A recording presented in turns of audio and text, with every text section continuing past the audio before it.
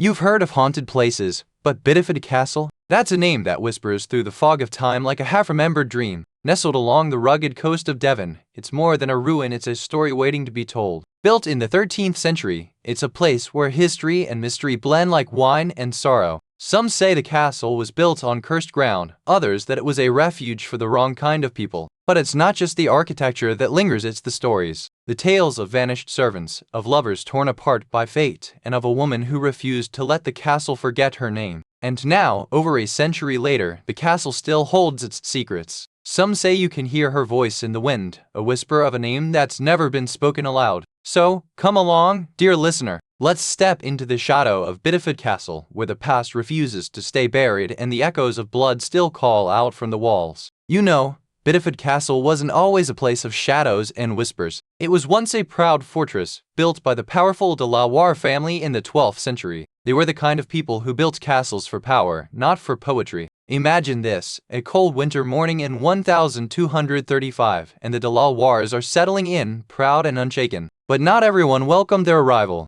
The locals, already wary of the nobility, saw them as invaders. It was a time of tension, of secrets and sharp words. Now, I wonder what kind of secrets do you think they kept in those dark cells? And who was brave enough to challenge a noble family? Not many, I dare say. But some stories say the castle's walls still remember the voices of those who were never meant to be heard. And then came the Black Death. The castle, once a symbol of strength, became a place of fear and suffering. The nobles fled, the common folk died, and the castle was left to rot. But even in death, it didn't let go of its past. By the time the 16th century rolled around, Bideford Castle was just a shell of its former self, but it still held stories of betrayal, of love, of loss, and some say of spirits who never left. So, as you sit here, thinking about all the lives that once passed through these walls, I wonder, do you think the castle still remembers them? Or is it just the wind, whispering through the cracks, telling its own story? You remember how the air felt that day, thick and heavy, like the world was holding its breath. The kind of silence that makes you glance over your shoulder, just to make sure you're not alone.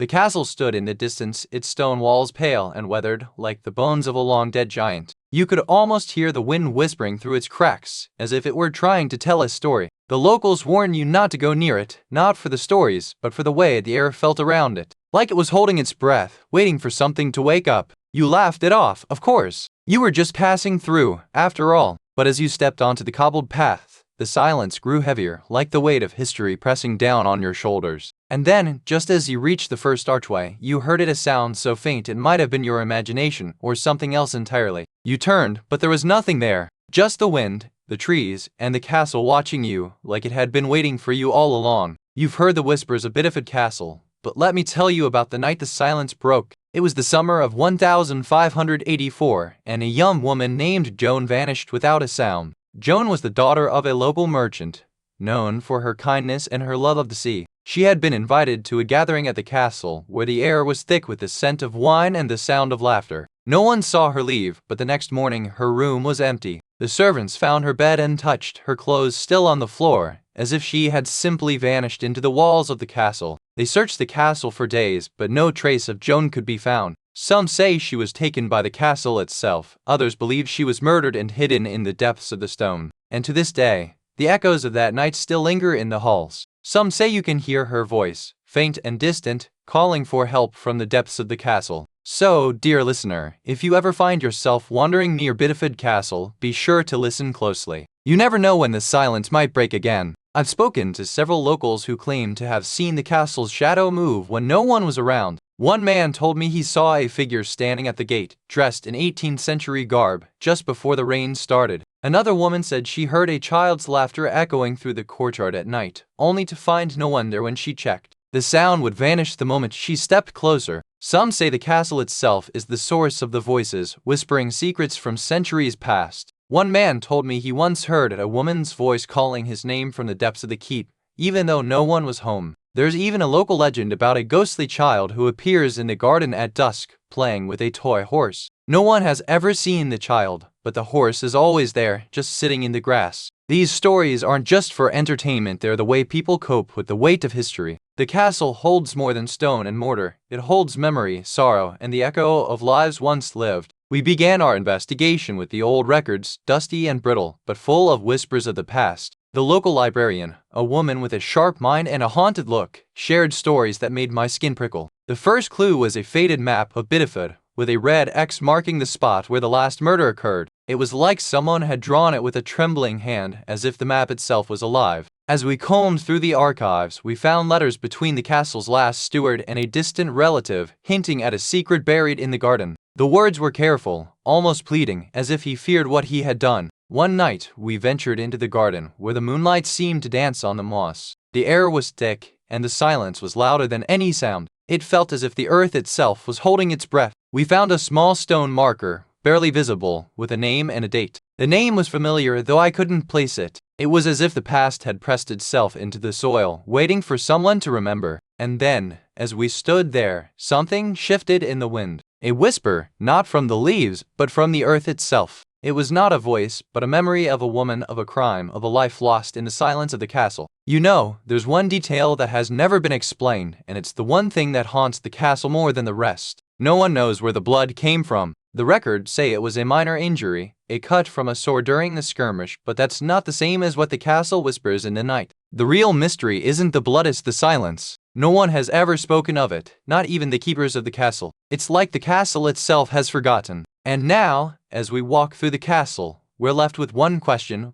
what happened to that blood, and why does it still echo through these walls? You've heard the tales, but let me tell you what the locals still whisper. Some say the castle's blood isn't just from the past, it's still in the walls, waiting for the right soul to stir it. One old woman insists the castle still hears the voices of those who died there. She says the wind carries their cries, and if you listen closely, you can almost hear the whispers of the wronged. There's even a local legend about a ghost who walks the halls at midnight, seeking revenge for the murder of her family. No one knows if it's true, but they all know the story. And then there's the theory that the castle isn't haunted, it's cursed. That the blood on its stones is a warning, a sign that some sins never die, and some stories are never meant to be told. No one has solved the mystery of the missing child from Bideford Castle. It's been over 100 years, and the story still haunts the town like a whisper in the wind. The last known sighting of the child was in the castle's abandoned east wing, where the walls still echo with the sound of a child's laughter, too bright, too loud, for a place that's been silent for so long. The local historian says the child was never found, but the castle's caretaker claims he heard a child's voice calling from the basement one night, just before the lights went out.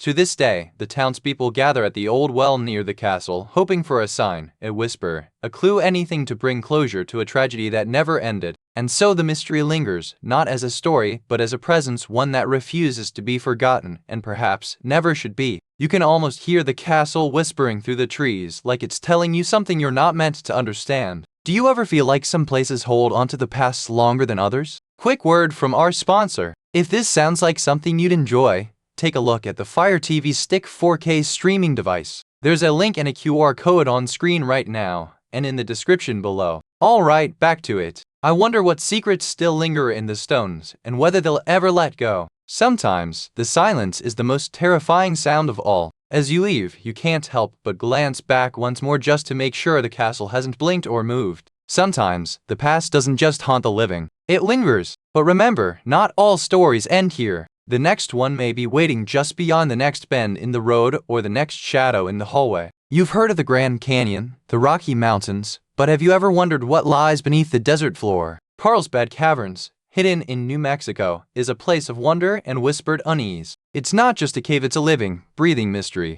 For centuries, this place has been a sacred site for the indigenous people, a place of pilgrimage and spiritual connection. But as more visitors entered, the caves began to change. The air grew colder and the silence became heavier, as if the rocks themselves were holding their breath. But it's not the caves themselves that unsettle people, it's the voices. They come from nowhere, echoing through the stone, whispering in languages long forgotten. Some say they're the voices of those who once lived here, trapped in the rock, never to leave again. Others claim it's the voices of the lost, those who wandered too far or were never found. And some say they're not just voices, but warnings. A warning that the cave is alive and that it has a will of its own. So, what do you think? Is it the silence that's scary, or the sound that comes from nowhere? And if the cave speaks, who or what is it speaking to? You know, the Carlsbad Caverns weren't always a tourist trap. They were once a secret world, hidden deep in the desert, where miners and explorers stumbled upon a labyrinth of stone and silence. Back in the 1800s, these caves were a place of wonder and danger. miners would descend into the dark, driven by the promise of silver and the pull of the unknown.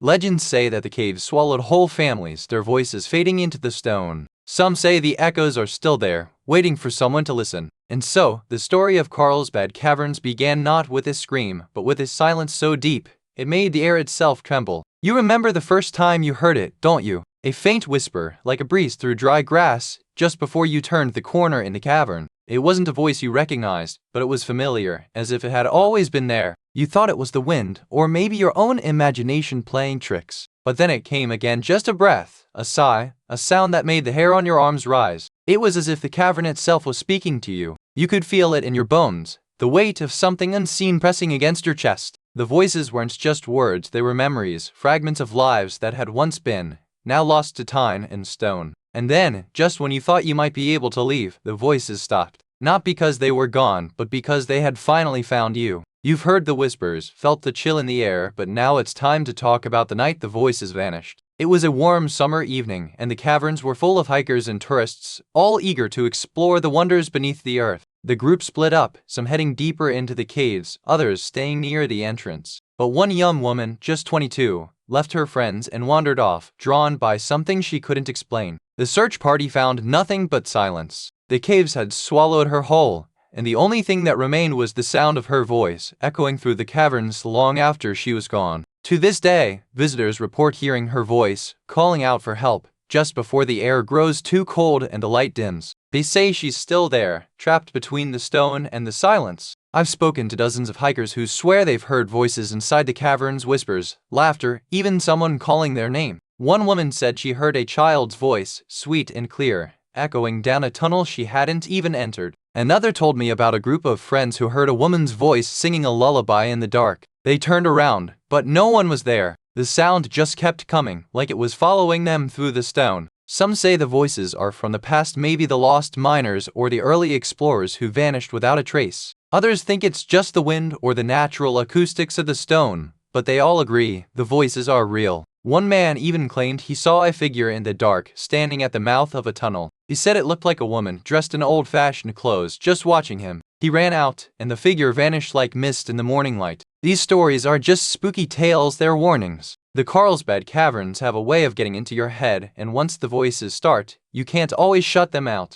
We spent 3 days in the caverns, mapping the tunnels with flashlights and thermometers, but the silence was louder than any sound. Every time we thought we heard something, it vanished like a whisper in the wind. The equipment didn't pick up anything, but the audio logs did, faint, layered voices, like a choir of ghosts singing in a language we couldn't understand. It wasn't just noise, it was meaning. One of the guides, an old man with a voice like gravel, said he'd heard the voices in his youth, but they'd always vanished when he tried to follow them. He called them the echoes of the lost. The last day, we found a set of old boots near a collapsed tunnel, the soles worn down to nothing. The boots were too large for anyone alive, but the print on the sole matched the pattern of the voices we'd been hearing. We left with more questions than answers, and the caverns didn't seem to mind. They just kept their secrets like a grandmother who knows too much and won't say a word. You know, the thing that's really bugged me about this whole Carlsbad Caverns mystery is that no one ever seems to remember exactly what the voices sounded like. Some say they're male, others say female. Some say they're laughing, others say they're weeping. But no one can agree on a single detail. It's like they're trying to tell us something, but the message is just slipping through their fingers. You can almost hear the frustration in the way the voices linger, like they're waiting for someone to finally listen. And here's the kicker. No one who's heard them claims to have seen anything. No apparitions, no shadows, no ghostly figures. Just voices. It's like they're calling from a place that's never been there, and no one can figure out why. So here's the thing. If these voices are real, they're not telling us what we want to hear. They're telling us something we're not ready to hear, and until someone figures out what that is, they'll keep whispering in the dark. You've heard the whispers, haven't you? The way the wind carries voices through the stone, like someone's calling your name from the dark. Some say it's the spirits of miners trapped in the rock, their voices echoing through the tunnels like a ghostly lullaby.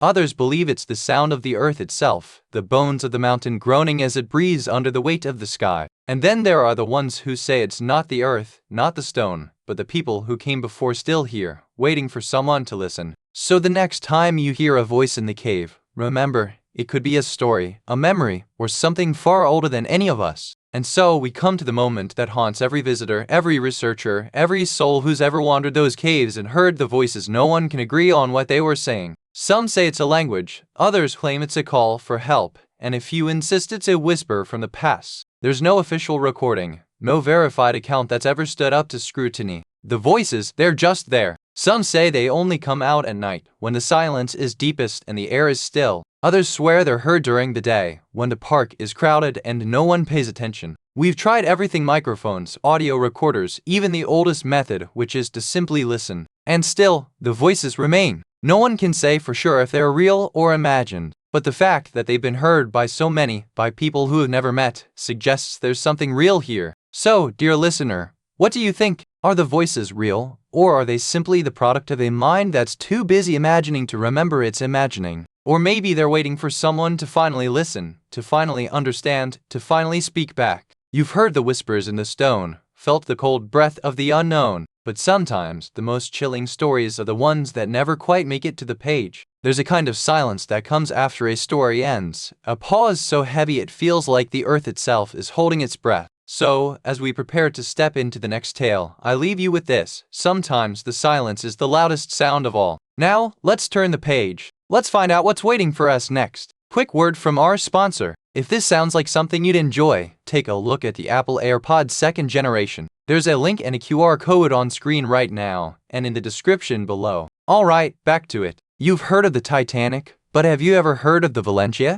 It wasn't the grandest ship, but it had a story that's been whispered in ports ever since. A ship that vanished, and a passenger who never made it home. Built in 1922, the Valentia was a British passenger liner, not the kind of ship you'd expect to vanish without a trace. It sailed the Atlantic, carrying the hopes of immigrants and the quiet dreams of travelers. The official story says the Valentia sank in a storm, but some say the ship never truly went down. Some say the last passenger was never found. Others say the ship still drifts through the Atlantic, waiting for the right moment to return. And that passenger, the last one to board, they never made it off the ship. Their name was never found, but their story is still waiting to be told. And if you're listening, you might just be the one who hears it first. You ever heard of the SS Valentia? It wasn't just any old ship. It was a grand, stately liner that sailed the Atlantic like it owned the sea. Built in 1922, it was the pride of the White Star Line, with all the finery you'd expect from a ship that promised to take you across the world in style. The Valentia wasn't just about luxury.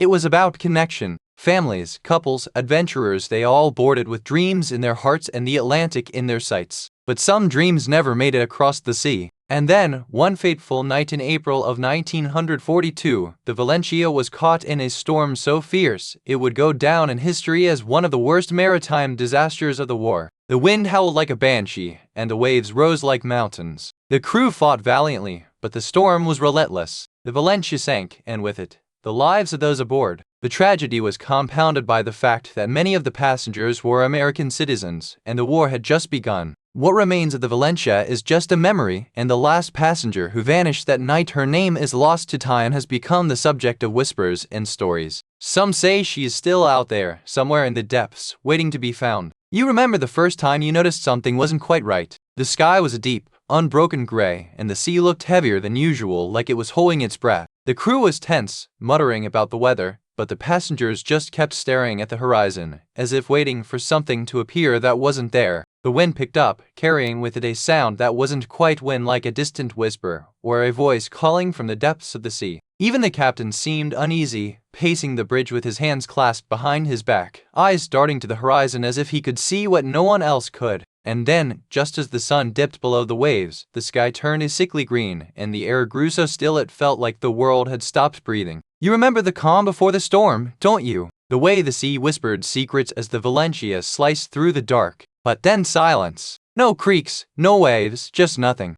The last passenger, a woman named linger, was on the lower deck. She had been walking, humming a tune, when the world around her simply stopped. No sound, no light, just the weight of the sea pressing in. The crew didn't hear a thing. No scream, no cry, just the sound of the waves, growing louder until they were all gone. No one knew where she went, or why she vanished mid-step, like she'd been pulled under by the very sea she trusted. They found her coat later, floating just beyond the ship's wake, as if she had stepped into the water and never came back. No body, no trace, just the echo of her absence in the silence. And that's the last thing anyone ever saw of Alina Wren, a woman who trusted the sea, who loved its rhythm, who believed in its kindness, and who was taken by it in the quietest, most cruel way possible. I was told by a retired sailor, Mr. Thomas, that the last passenger on the Valentia was never really seen again. He swore he saw her silhouette in the fog just before the ship vanished. He said she looked like a ghost, all in white, but with eyes that seemed to follow him from across the water. He didn't believe in ghosts, but he never forgot what he saw. Frank said the voice got louder the closer he got to the bow, until it felt like it was right behind him,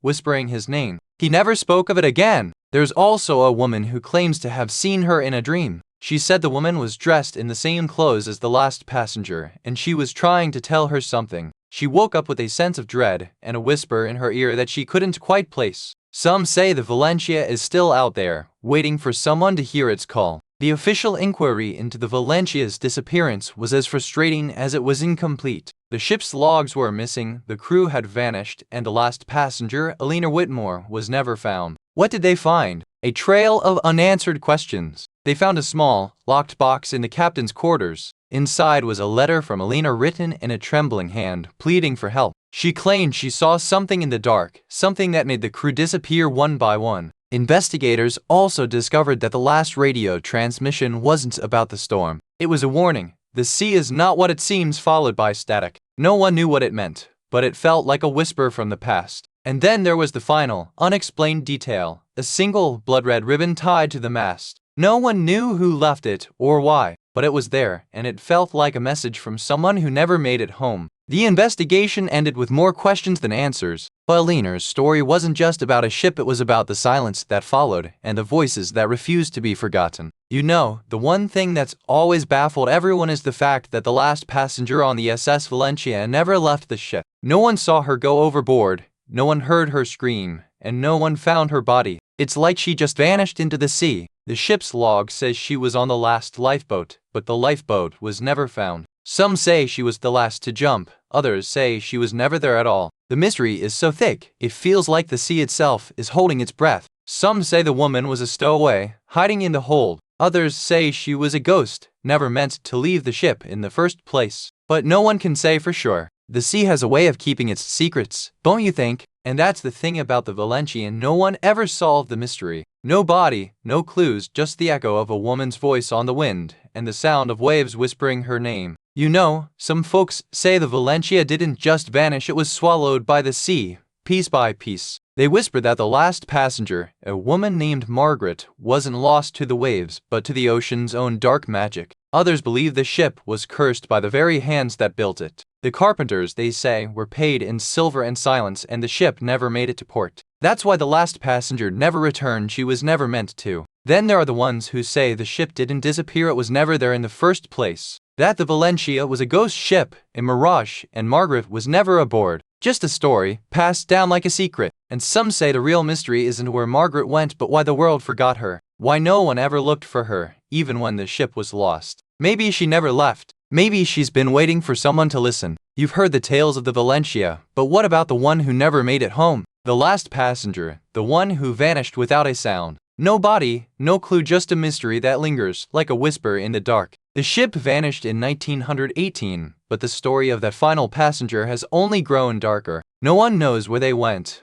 or if they ever truly left at all. Some say they were taken, others say they were never there to begin with. Even now, people still come to the coast, hoping to find something, anything that might explain what happened. But all they find is silence and the weight of a mystery that refuses to be solved. The Valentia's story is over, but the mystery of that last passenger? It's just beginning. And somewhere, out there in the dark, they're still waiting for someone to listen. You ever notice how the darkest hours are the ones that feel the longest? Like time stretches, and the world holds its breath just a little longer than it should. I sometimes think the sea has its own kind of memory. It remembers the ones it took, and the ones it let go. It keeps them in its waves, in its wind, in its silence. And sometimes, the quietest stories are the ones that stay with you longest. The ones you carry like a song, humming in your bones long after the music has faded. Quick word from our sponsor. If this sounds like something you'd enjoy, take a look at the Kindle Paperwhite e-reader. There's a link and a QR code on screen right now, and in the description below.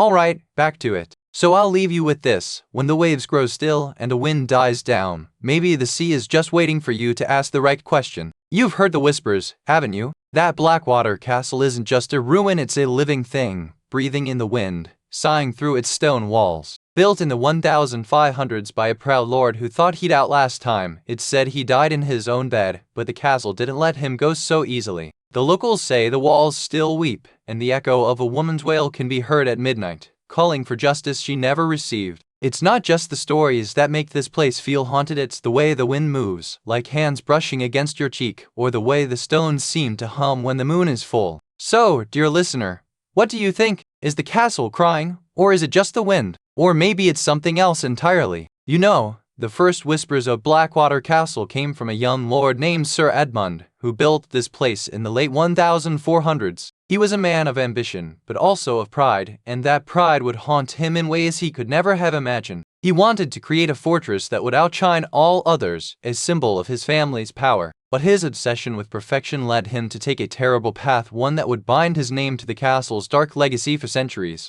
His wife, Lady Isolde, tried to finish the castle, but she was not the man he had been. She was a woman of grace and sorrow, and the castle, in its unfinished state, became a prison of her own making. Legends say she cursed the castle, or perhaps the castle cursed her. Either way, the walls began to wail at night, a sound that echoed through the stone like a lullaby of despair and unfinished dreams. And so, Blackwater Castle became more than a place. It became a story, a warning, and a place where the echoes of the past still live and still call out for someone to listen. You remember how the wind used to whistle through those old stone cracks, like a lonely child trying to find its way home. But now, it doesn't just whistle, it wails. And it's not the wind at all. The first time it happened, I was in the library, poring over old maps and ledgers. The sound came from the east wing, like a voice trapped in this stone, calling out for someone who wasn't there. Then came the shadows, not the kind that dance in the candlelight, but the kind that move when you're not looking. They slithered across the floor like smoke, trailing behind you, never quite catching up. One night, I saw a figure in the garden, just outside the east wall.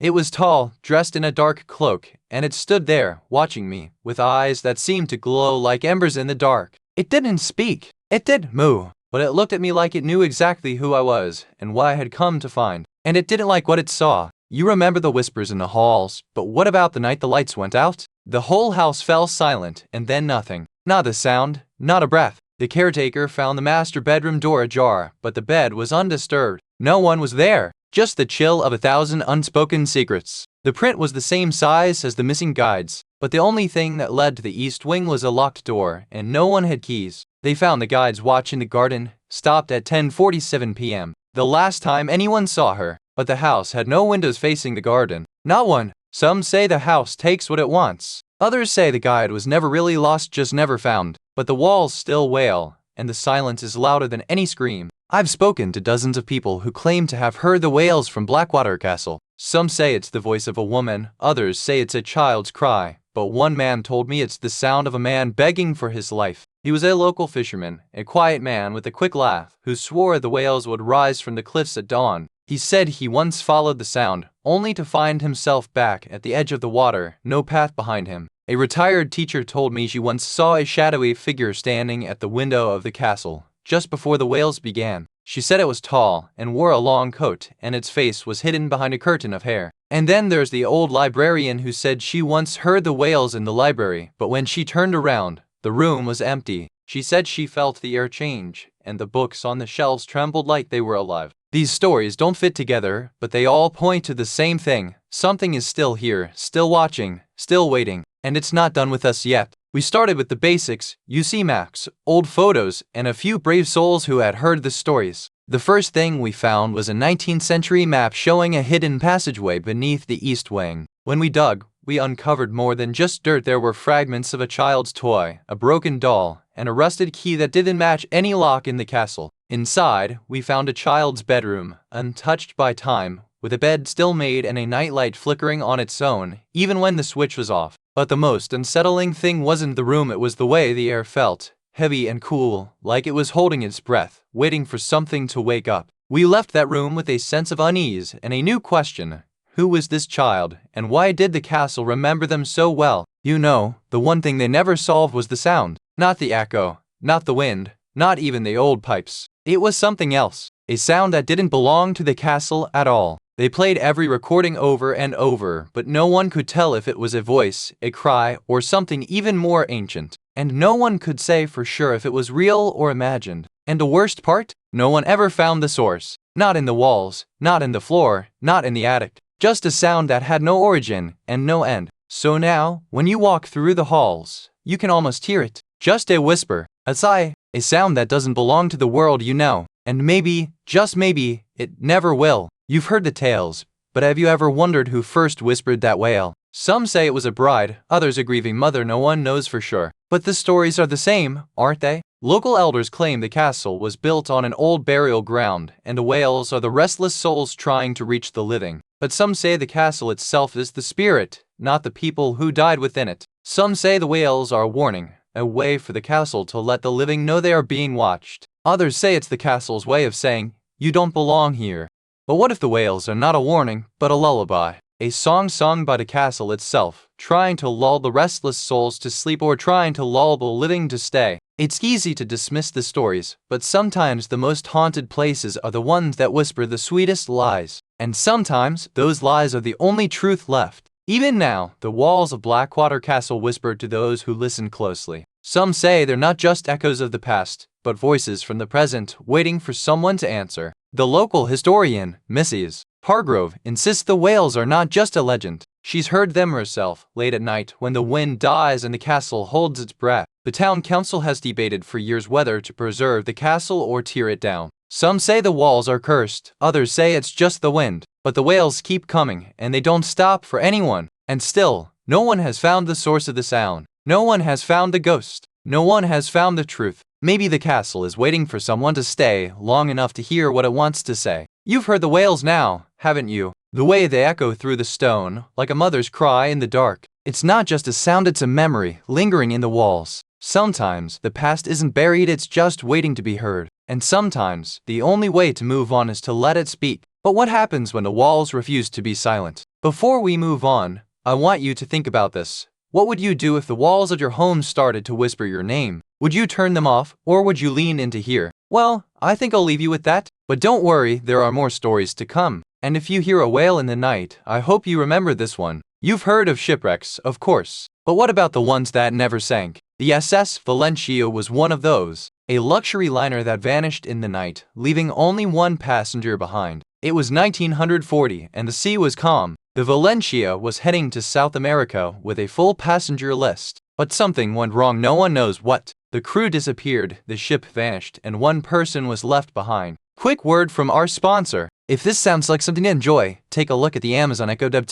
smart speaker. There's a link and a QR code on screen right now, and in the description below. Alright, back to it. Now, over 80 years later, the Valentia's story is a ghost in the wind. People say the sea remembers, that the ship still waits, and that the last passenger has never really left. Some say the Valentia is a warning, a reminder that even the most luxurious voyages can end in silence, and that sometimes the only thing left is the echo of a voice in the dark. You know, the SS Valentia wasn't just any ship, it was a proud, stately vessel that sailed under the British flag, built for luxury and comfort. It was the kind of place where you'd imagine a dinner party with a pianist and a few well-dressed guests, not a tragedy. The ship was built in the early 1900s during an age when travel was still a grand adventure, not just a flight through the air. It was meant to carry wealthy passengers across the Atlantic, with cabins that had their own private bathrooms and dining rooms that could seat dozens. It was during one of these slow, off-course voyages that the ship encountered a storm unlike any other. The winds howled like wolves, the sea roared like a beast, and the Valentia, once proud,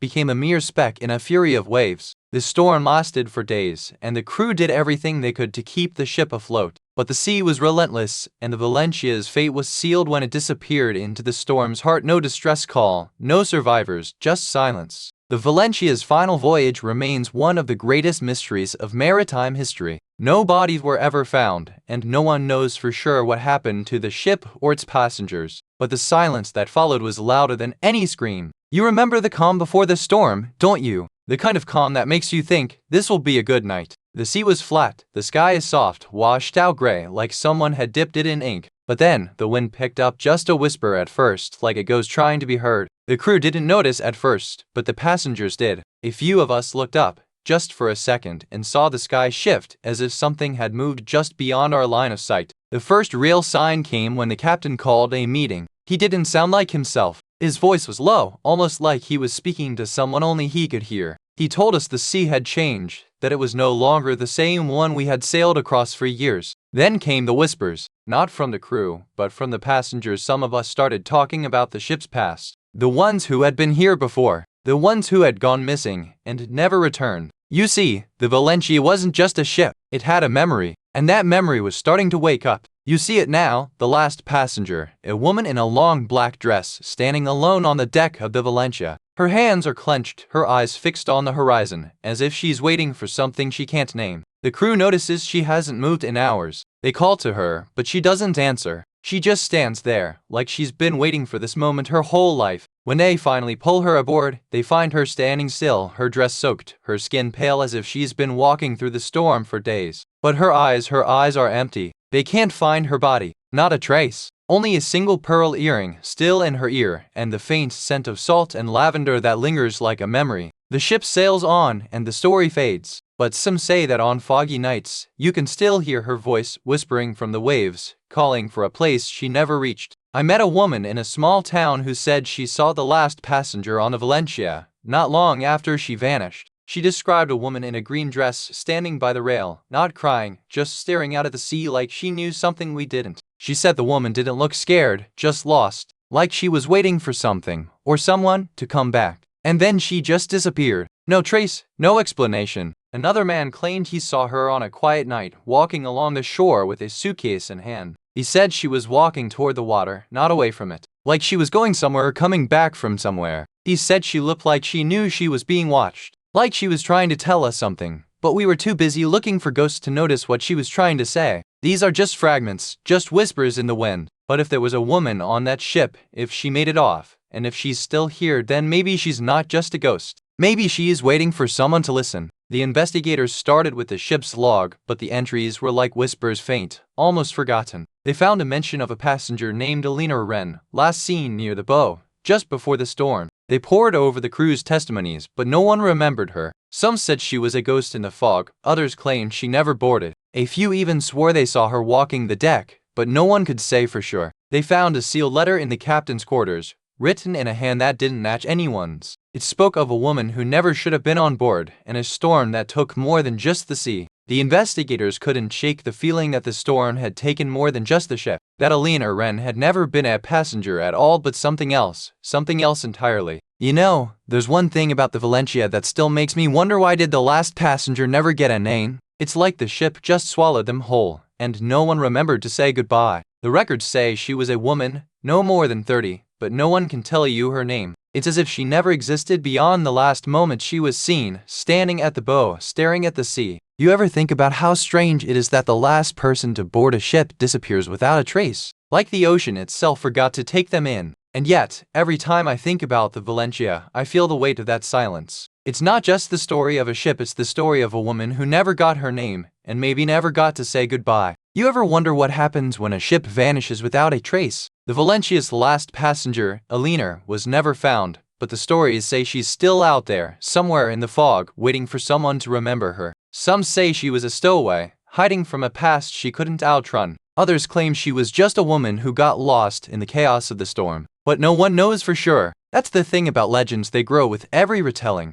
There's a local legend that if you visit the spot where the Valentia disappeared and you say her name 3 times under the stars, you might hear her whisper back. But most folks say it's just the wind and the sound of waves. And yet, the stories keep coming. A new one every year, every season, every storm. Some say she's still on that ship, waiting for someone to find her. Others say she's been here all along, in the stories, in the whispers, in the silence between the waves. So, what do you think? Was she lost, or was she always meant to be found? Maybe the answer lies not in the sea, but in the stories we tell and the ones we never let fade. And so, the story of the SS Valentia fades into the same quiet void as all the others. No body, no grave, no answers, just the echo of a ship and the silence of the sea. Some say the captain kept a journal. Others say it was lost in the storm. But even if it exists, who would read it now? Who would dare? We'll never know what happened on that fateful night. But we can remember, and maybe, in remembering, we give them a voice they've been waiting for. So, if you hear the creak of a deck, or feel the cold touch of the sea, or see a light on the horizon that shouldn't be there, remember the Valentia. Remember them. You've been journeying with me through the echoes of the past, through the whispers of the lost. But sometimes, the greatest mysteries are the ones that never speak at all. The Valentia's last passenger vanished into the fog of time, and yet, she lingers in the stories we tell. She's not gone, she's just waiting for the right listener to hear her. So as we turn the page, remember this. Every story has its own quiet moment, its own unspoken question. And sometimes, the answer is just waiting for you to ask. Now, let's move on to the next tale. One that will leave you wondering if you've ever been followed, or if the wind is whispering your name. You ever heard of a place where the dead don't just rest, they demand to be remembered? That's Saint Denis, a basilica in Paris where the air hums with whispers of the past. This isn't just a church, it's a tomb for kings, a burial ground for the first French royal family, and a place where the living feel the weight of centuries of secrets. Tourists come for the art, but the real legends start when they step inside. The air grows colder, and the silence feels like it's holding its breath. Some say the voices you hear are the prayers of the dead, others say that the cries of the wronged. But one thing is certain, once you've been here, you'll never forget the feeling of being watched. Quick word from our sponsor. If this sounds like something you'd enjoy, take a look at the Stanley Quencher 40 tumbler. There's a link and a QR code on screen right now, and in the description below. Alright, back to it. And if you're ever in Paris, I'd suggest you visit Saint Denis, but make sure you don't leave before you've heard the story of the last king to be buried there. The basilica was built by a man named Dagobert, the king of the Franks, who believed Saint Denis had appeared to him in a dream.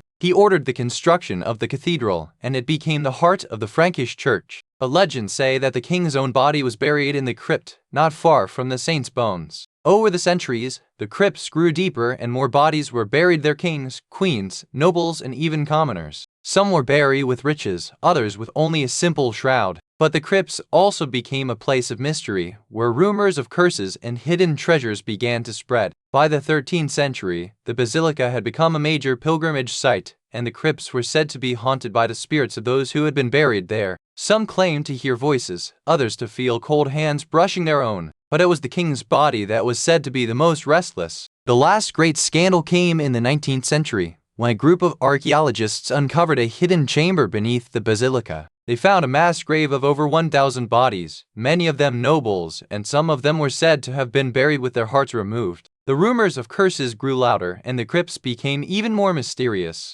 Today, the basilica is a place of worship and history, but the crypts remain a source of fascination and fear. Some say the spirits of the dead still walk those halls, waiting for the right moment to speak. Others say the real curse lies not in the ghosts, but in the secrets buried beneath the stone. You remember the first time you noticed something was off. The air was thick, like the silence before a storm. The crypt was quiet, too quiet, like it was holding its breath. The footsteps echoed, but no one was there. You turned around, and the corridor was empty, yet the sound lingered like a memory you couldn't quite shake. You laughed it off, of course. But later, when you returned, the lantern was still there, and the handprint had grown. It was as if the crypt was watching, waiting for you to remember. That's when the whispers started. Not from the walls, but from the silence. You could feel them in your bones, like a memory you never had but somehow knew was true. You tried to convince yourself it was just the wind, or the old stones settling. But the wind never whispered, and the stones never remembered. You ever wonder what happens when a tune turns cold? Well, in 1864, a young woman named Marguerite Dubois vanished from the basilica's crypt,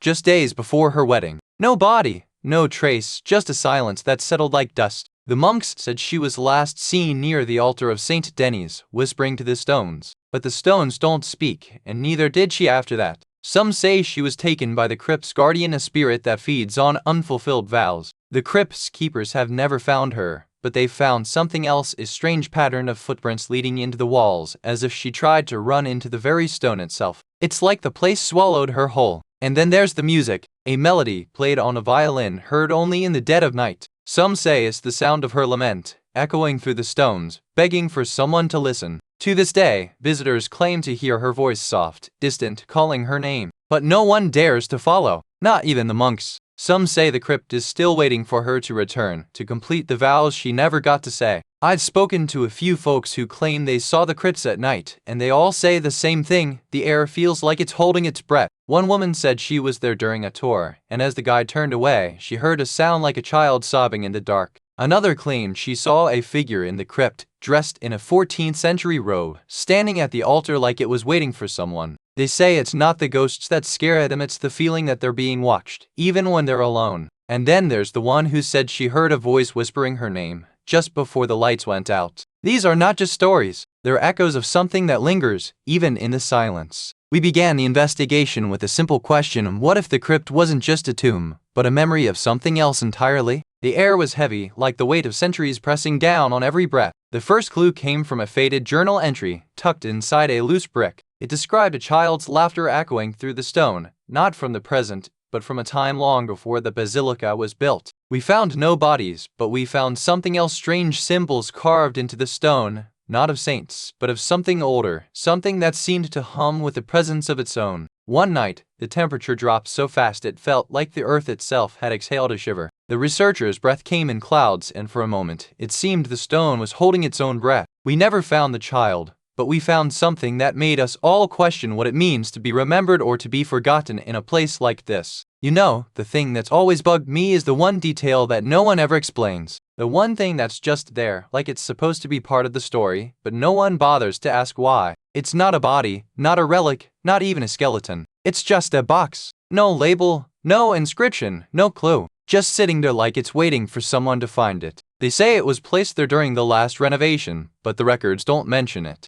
And when they tried to move it, it wouldn't budge. Not even with tools. Like it's nailed to the stone itself. So here's the thing: what if it's not just a box? What if it's a message, a warning, or something even more personal? Like the crypt itself is trying to tell us something, but we're too afraid to listen. And that, my friends, is the one detail that has never been explained. The one thing that haunts this place more than any ghost, more than any tale. Just a box. And no one knows why. You've heard the stories, but let me tell you the ones the locals still whisper around the bar. They say the crypt isn't just a tomb, it's a living thing, breathing with the dust of centuries. Some say the walls are lined with more than bones, they're lined with secrets. The kind that won't stay buried. And if you're not careful, they'll find you. Others say the crypt is a mirror. It doesn't just hold the dead, it holds the living. Those who entered with guilt, or fear, or secrets they couldn't confess. And the crypt, it remembers. And then there are the ones who say the crypt isn't the only thing that moves at night. That's something someone still walks these halls, searching for the ones who left it. So, if you're ever in the area and you hear the whispers in the dark, remember this: the crypt doesn't just keep secrets, it keeps souls. And some souls, they don't want to be found. You ever wonder what happens to the voices that fade from history? The Basilica of St. Denis has a way of keeping its secrets, but some whispers refuse to die. There are no official records of the missing souls, no body, no ransom. Just a single name etched into the damp stone, and a silence that feels too heavy for a place so old. Some say it's a warning, a message left behind by the dead. Others say it's a trick of the light, or a mistake in the records. But the silence lingers, and so does the mystery. We may never know what happened in that crypt, but one thing is certain: it's not the first time someone has come looking for answers, and it won't be the last. So, what do you think? Was it a ghost, a mistake, or something worse? The Basilica has its own way of remembering, and it remembers everything. You know, sometimes the ghosts aren't the ones we fear most, it's the silence that follows them. The way the air holds its breath just long enough to make your spine tingle. And just like that, the Basilica's secrets may have slipped into the earth again, but the weight of their stories lingers, heavy as the dust on forgotten tombs. So, as we leave this tale behind, remember, the past doesn't stay buried, it just waits for the right moment to whisper its name. And perhaps, just perhaps, the next story will be waiting for you, just around the next bend in the path. You ever heard of a place that whispers your name in the dark? The Priory of Saint Foy is that place. Nestled in the quiet of France, it's a crumbling relic where the stones seem to remember the pain of centuries. Legend says the nuns who once lived here were betrayed by their own, and the screams of the accused never left the walls. You can almost hear them, echoing through the stone, if you listen closely. Some say the air here is thick with the weight of unspoken prayers, and the silence is louder than any sound. It's a place where the past doesn't stay buried, it waits for you to remember. Quick word from our sponsor. If this sounds like something you enjoy, take a look at the Amazon Echo Dub smart speaker. There's a link and a QR code on screen right now, and in the description below. Alright, back to it. But the real mystery lies not in the stones, but in the people who vanished without a trace, and the ones who stayed behind, who say they can still hear the voices of the lost. You know, the Priory of Saint Foy didn't start as a place of prayer. It was born from a very human need: survival. In the 12th century, when the land was wild and the people were few,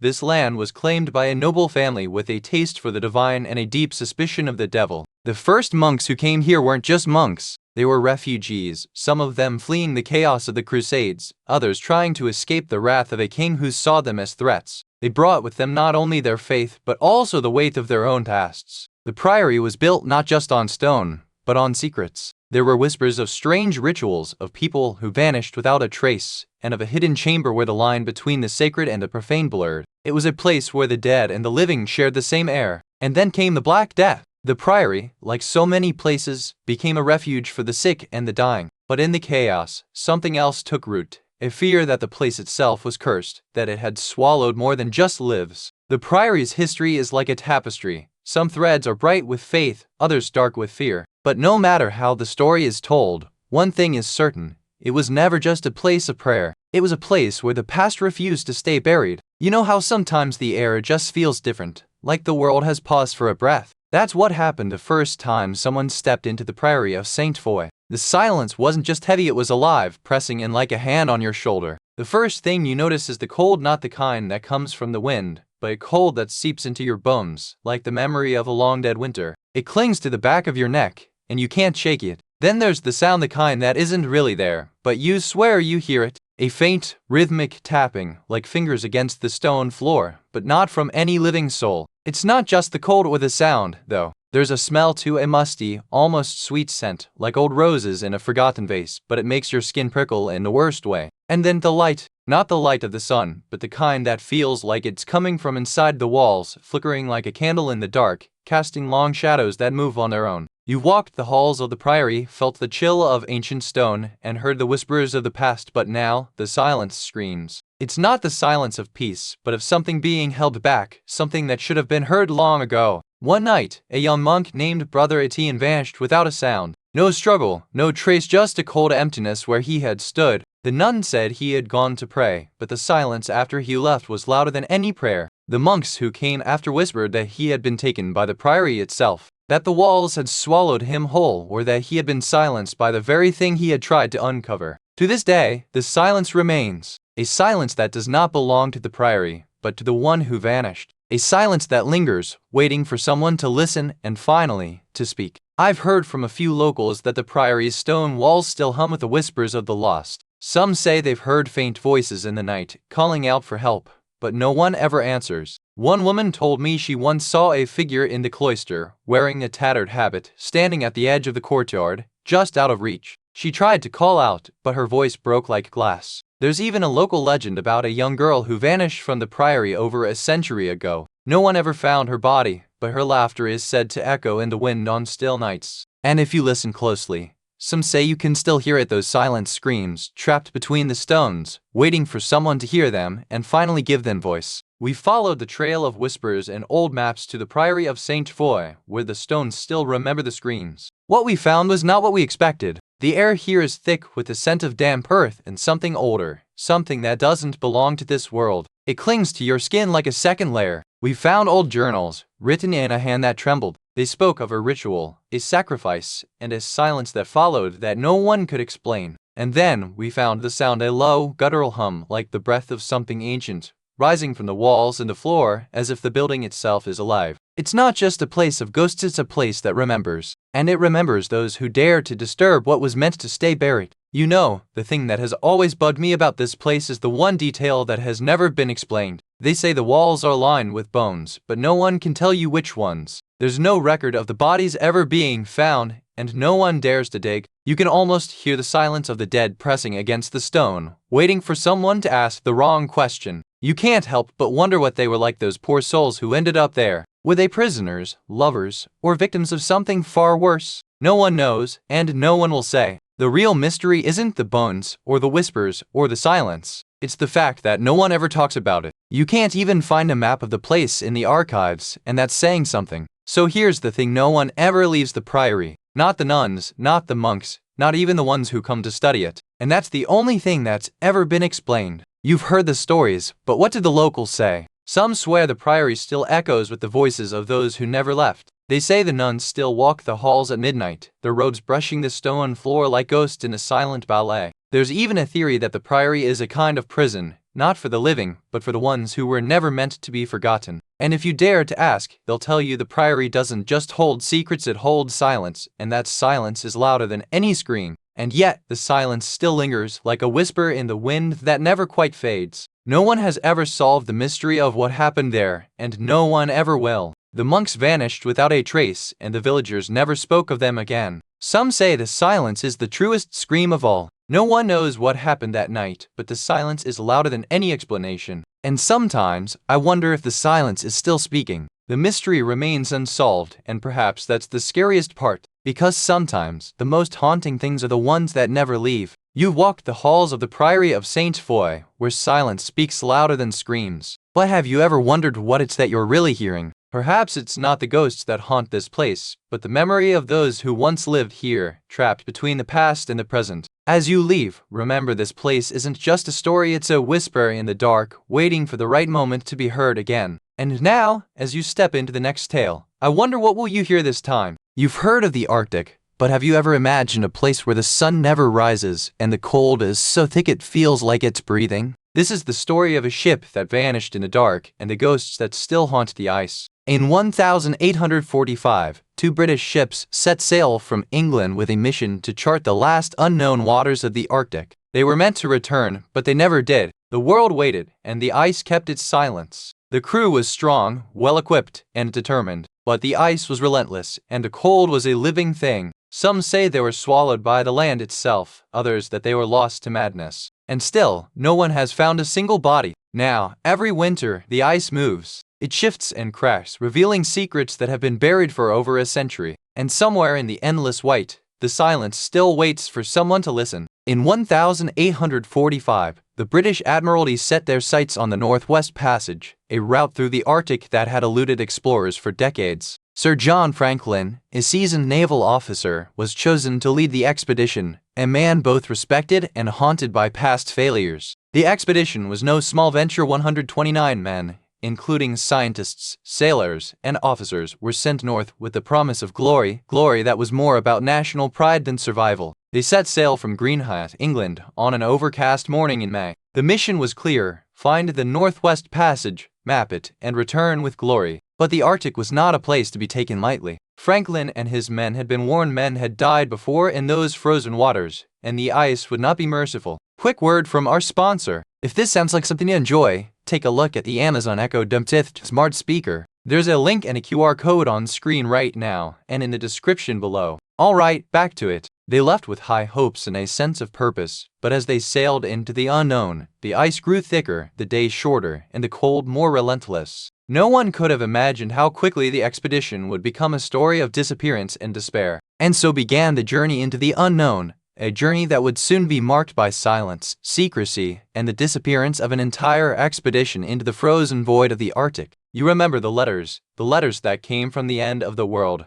written in the dark, with ink that ran and hands that shook. The first sign was a letter that didn't arrive. They said the men were fine, that they were in good spirits and well provisioned. But the words were thin, like the fog that rolled in from the sea, and no one believed them. The first sign that something was terribly wrong was not a scream, not a body, but a silence so deep it felt like the world had swallowed them whole. And you know what they say about silence in the Arctic? It's not just the absence of sound. It's the presence of something else, something that waits and waits and waits. You see it now, don't you? The moment they stepped off the ship, the cold air wrapped around them like a lover's hand. But this was no embrace, it was a silent promise of doom. They were no longer in the world they knew. The first man to vanish was John Franklin himself. One morning, he was found in his tent, his boots still by the door and his coat still on, but his body was gone. Just the smell of cold steel and the echo of a distant cry. Then came the whispers of voices in the dark, of footsteps in the snow, of a presence that never left. They said the ice itself was alive, and that it had taken them, not with force, but with a slow, creeping hunger. Some say the men tried to write to the world, but their letters were never sent.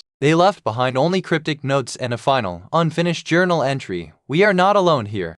And so, the ice held them, and the world moved on. But the cold never let go. Not of the men, not of their stories, not of the silence that followed. Some sailors claimed to see a ghostly figure wandering the ice, a man in a long coat, carrying a lantern. Others swore they heard voices calling from the frozen dark, like someone was trying to reach out. One survivor described a woman in a white dress, her face obscured, walking with a heavy step through the snow. She never spoke, but she never left the site of the camp. One of the few surviving crew members, John Franklin himself, wrote of a spectral presence that followed them, always just out of reach, like a shadow with purpose. Some say the voices they heard were not of the dead, but of the living men lost, desperate, and trying to scream through the cold, through the silence, through the dark. And in the end, they didn't just vanish. They left behind a silence so deep, it seemed to echo in the very bones of the Arctic itself. The investigators found more than just bones in that frozen soil. They uncovered strange markings, like clawed hands pressed into the ice as if something had tried to reach through time. One of the most unsettling finds was a set of footprints leading away from the tent site, but they vanished mid-step like the snow had been erased by an invisible force. They found a small, weathered journal tucked inside a frozen crevice. The handwriting was frantic, the last entry a plea for help that had never been answered. Some of the crew's personal items were found: 2 letters, photographs, even a child's drawing of a ship.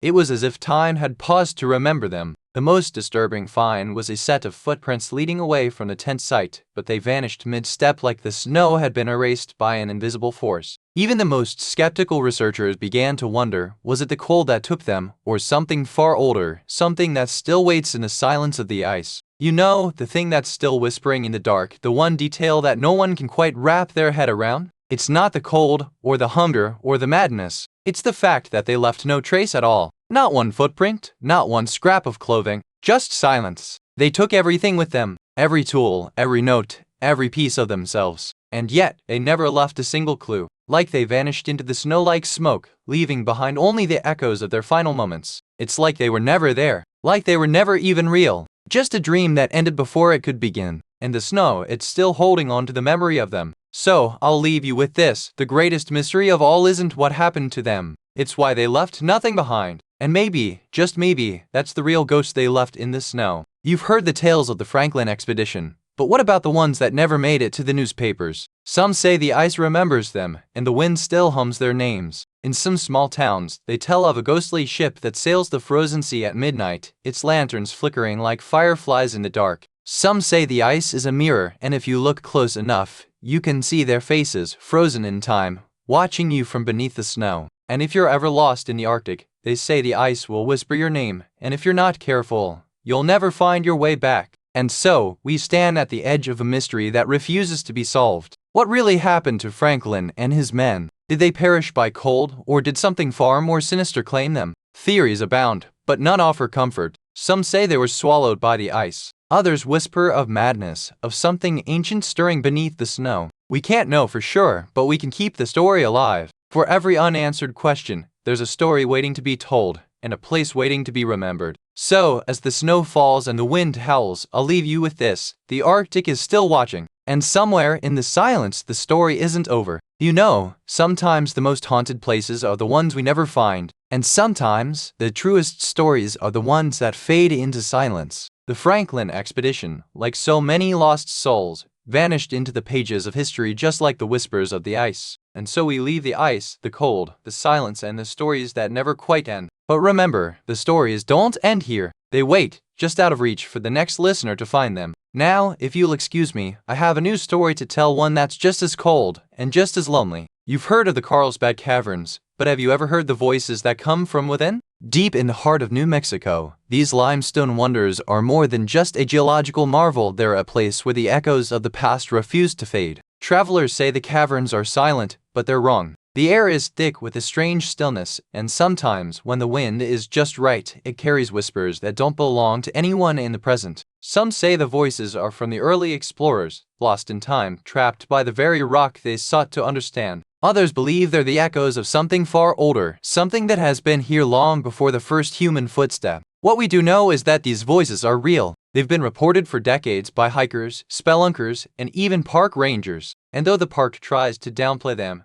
the locals know better. Some say the caverns are alive. So, if you're ever visiting Carlsbad Caverns, remember this: the silence is only a prelude, and sometimes the echoes are louder than the sound of your own footsteps. You know, the Carlsbad Caverns weren't always a tourist trap. Back in the 1800s, they were a wild, untamed place, more like a secret, echoing labyrinth than a tourist destination. People called it the Cave of the Dead for a reason. In 1898, a group of miners stumbled upon the caverns while searching for silver. They didn't expect to find something far more valuable, like a secret, living history of the land itself. Some say the miners left behind more than just silver. They left behind stories of lost souls, of unexplained voices, and of a place that refused to forget what happened inside its walls. The stories grew, and the caverns became a place of legend. But what started as whispers in the dark eventually became something more, something that still lingers, even today. And so, the Carlsbad Caverns became more than a place. It became a voice, a memory, a story waiting to be told. A voice that still echoes through the stone, even now. You remember the first time you heard it, didn't you? That whisper, so soft it felt like the wind had learned to speak your name. It wasn't loud, just there, like a voice you couldn't quite place, but one you knew had been waiting for you all along. You thought it was your imagination, of course. Or maybe the wind, but the wind doesn't whisper in a language that feels like it's trying to tell you something. Quick word from our sponsor. If this sounds like something you'd enjoy, take a look at the Fire TV Stick 4K streaming device. There's a link and a QR code on screen right now, and in the description below. Alright, back to it. And then, you started to hear it again. Not in the same place. Not in the same way. Just everywhere. Like it had found you. And you hadn't even noticed. You thought you were just hearing things. But sometimes, the things you hear are the ones that don't want you to forget. You've heard the whispers in the stone, but what about the silence that follows? One hiker vanished without a sound, just like that. No footprints, no calls, just a pocket watch left behind, ticking in the dark. The park rangers called it a natural silence. But the watch didn't stop. It just kept going, echoing through the rock like a heartbeat, until someone found it days later, still running. And now, every time someone ventures into the deeper caves, they swear they hear it too, a faint, rhythmic ticking, like the watch is still alive, waiting for someone to find it. You might wonder, why would a watch still tick in a cave? But maybe it's not a watch at all. Maybe it's something else, something that's been waiting for someone to listen. I remember the first time I heard it. A low, echoing hum, like a voice trying to make itself heard through stone. It wasn't loud, just there. Like the cavern itself was whispering, and I was the only one who could hear it. It wasn't just one voice, there were multiple, overlapping like a choir of the lost. Some were clear, others mumbled, and a few sounded like they were laughing, though it was hard to tell if it was joy or sorrow. Some said the voices were warnings. Others believed they were messages from the past, echoes of those who had wandered too far and never returned. And then there were those who claimed they heard something more than just voices. I still think about that place sometimes, especially when the wind howls through the canyons. You ever heard a voice that didn't belong to anyone? One that just knew you were there? We began our investigation with a simple question. What if the voices weren't just echoes, but something more? What if the caves themselves were speaking back to us? We brought in experts, geologists, historians, and even a few paranormal investigators. But the caves didn't care for credentials. They just kept whispering. The voice wasn't random. It repeated words, names, places, and a single phrase, "Help me." We traced the sound to a hidden chamber, sealed for decades. Inside, we found nothing but a single, hand-carved cross and a set of faded photographs. The faces in the pictures long gone, but their voices still echo through the stone. The caves don't need us to solve their mysteries. They just want to be heard. And now, we're the ones listening. You know, the most unsettling thing about Carlsbad isn't the caves or the voices, it's what they never explain. Every guidebook, every local, every tourist who's heard the story says the same thing. There's a sound, a whisper, a voice that comes from nowhere, and no one can say where it's coming from. They hear it at night, sometimes in the morning, but never during the day.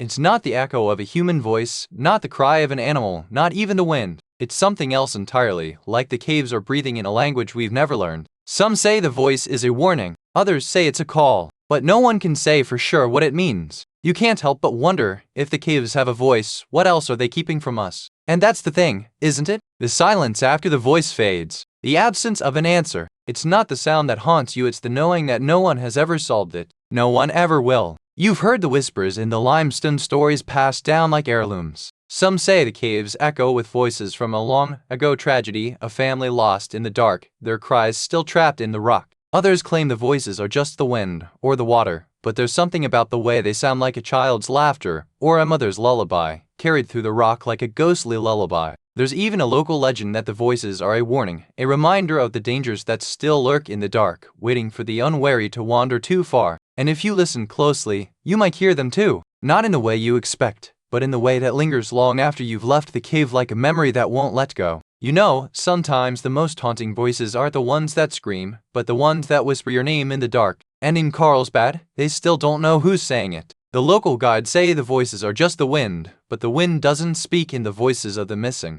It doesn't call out to hikers in the middle of the night. It doesn't echo like a person's voice. You see, the mystery isn't just about who the voices belong to. It's about why they're still here, why the cave refuses to let go of its secrets, and why, even after all these years, no one feels safe walking those paths alone. So next time you hear a voice in the dark, don't be so quick to dismiss it. Sometimes the most terrifying stories are the ones that never get told. You've heard the echoes of the Carlsbad caverns, felt the weight of their silence. But what if the voices we hear are not warnings, but memories waiting to be remembered? Sometimes, the most terrifying thing is not the ghost, but the idea that someone once lived here and then disappeared without a sound. There's a comfort in mystery, isn't there? A kind of peace in not knowing and letting the silence carry the weight of what was never said. But as you leave, remember some stories don't end. They linger, waiting for the right moment to be heard again. You've heard of haunted towns, but have you ever heard of a place where the woods seem to whisper secrets? That's Bridgewater Triangle, a patch of New England where the fog rolls in like a ghostly veil, and the stories are as old as the trees. It's not just the woods that feel unsettled, it's the land itself. People say the triangle has a kind of quiet, almost sacred energy, like it's holding its breath between the moments of history. This is the kind of place where things don't just disappear, they vanish without a trace, leaving only questions and the weight of silence. In the Bridgewater Triangle, the past isn't just remembered, it's still here, waiting for someone to listen. You know, it all started with a few farmers in the 1700s who said they saw strange lights in the woods.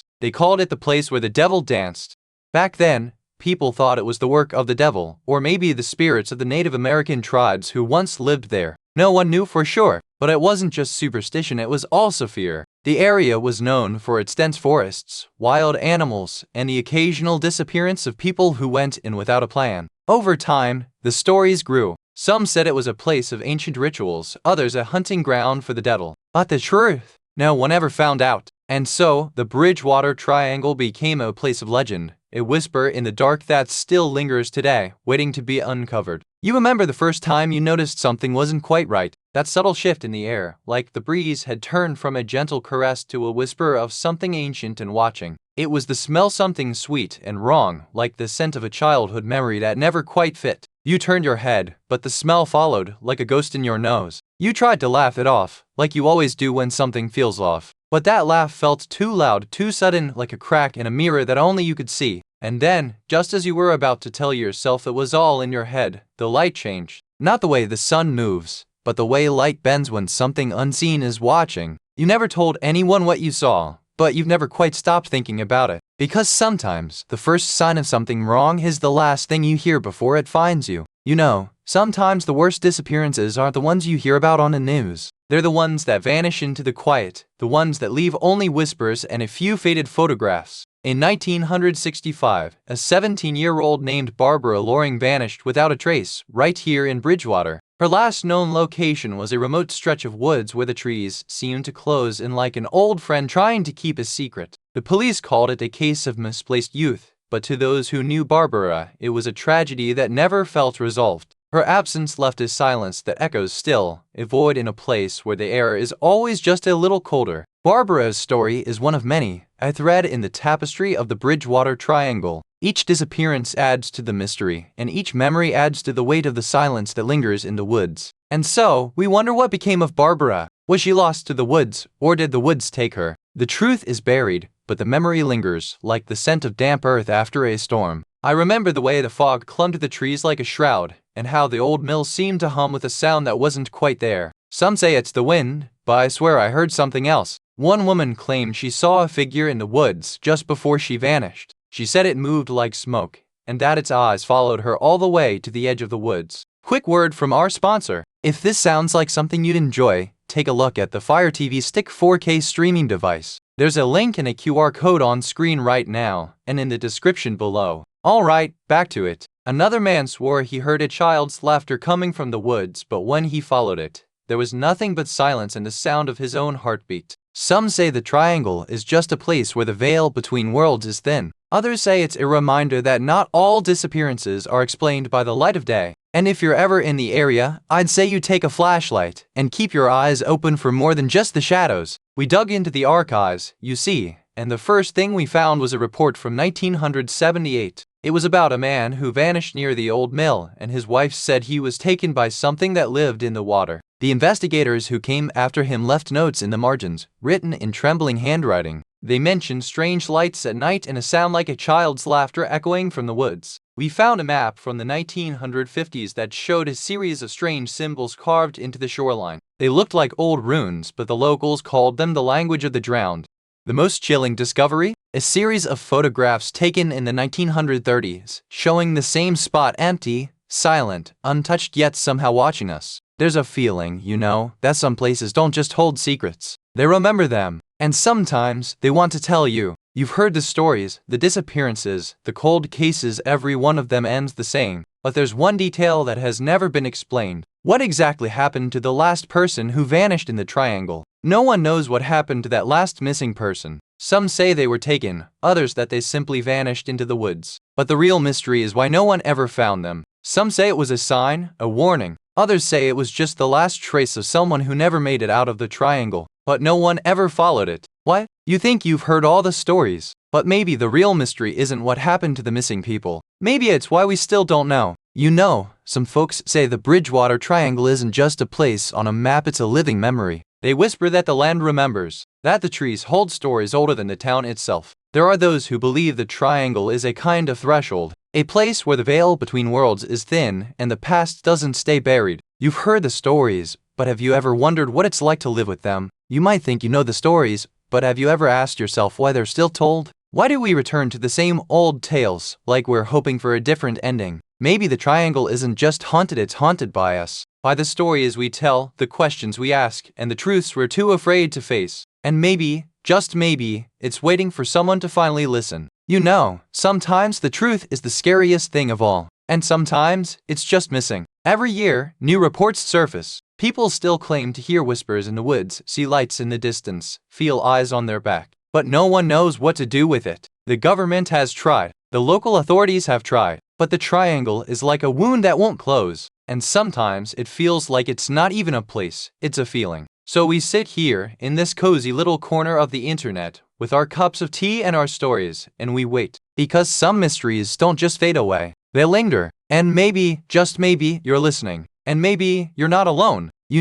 Sometimes the quietest places hold the loudest whispers, like the Bridgewater Triangle, where the silence is so thick, it feels like it's been waiting for someone to listen. I wonder what stories those fields have left untold, what secrets they've buried beneath the soil, and what ghosts still linger in the air. Perhaps the real mystery isn't the disappearances, but the silence that follows. The way the world seems to forget, even as it remembers. But I'm not done yet. There's more to this story, more than just the ghosts. There's the people, the pain, and the unanswered questions that still live on. So, if you're ready, I'll take you somewhere even quieter, where the wind carries voices and the shadows know the truth. You've heard of haunted castles and cursed forests, but what about a place where the silence screams louder than any scream? This is the Priory of St. Foy, where the stones still remember the blood that once stained them. Built in the 12th century, this priory was once a beacon of faith, until the blood of its last abbot stained its halls. Now, it's a place where the wind whispers prayers and the shadows move when no one's looking. Visitors claim to hear the sound of a child's laughter echoing through the halls or feel a cold hand brush their shoulder, but no one ever sees the figure.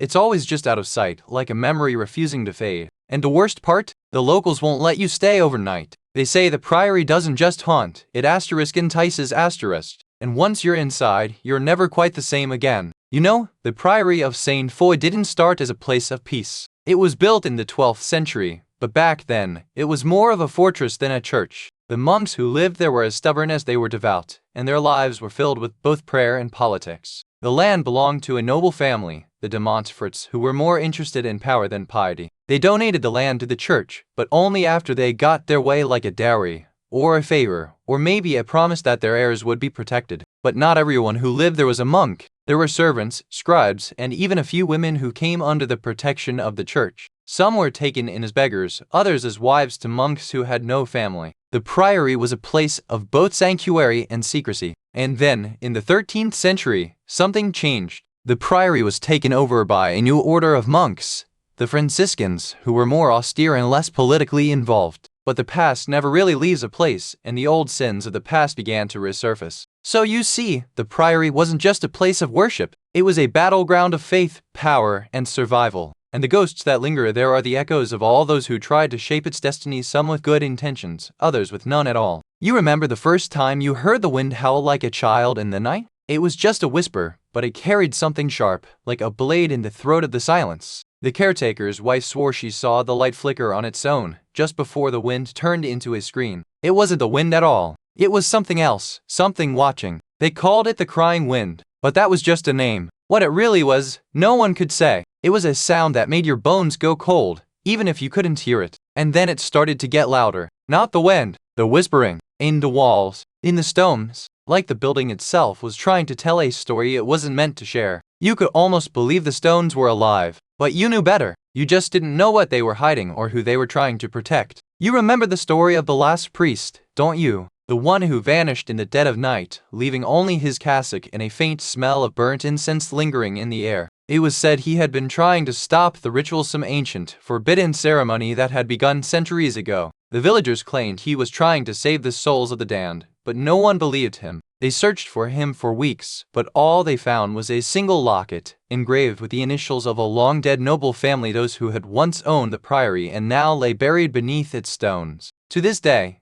no one knows what happened to him. Some say he was taken by the ghosts of the priory. Others say he was just a man who tried to outwit the past and failed. I've spoken to dozens of people who claim to have seen things at the priory. Some say they saw shadows moving in the cloisters. Others swear they heard a child's voice calling from the chapel. But one story, in particular, has stayed with me. A man in his late 70s, who claims to have visited the priory over 40 years ago, told me he saw a woman in a 17th century dress standing at the entrance. She didn't move, didn't speak, just stared at him with eyes that seemed to know everything. Another witness, a woman in her 60s, described hearing a low, mournful song coming from the crypt at midnight. She said it was like a lullaby, but the words were in a language she didn't recognize. It made her cry, even though she didn't know why. The most unsettling account came from a retired priest who said he saw the ghost of a young girl during a service. She stood at the altar, her small hand outstretched, as if pleading for something. He said she looked exactly like the daughter he lost at a fire years before.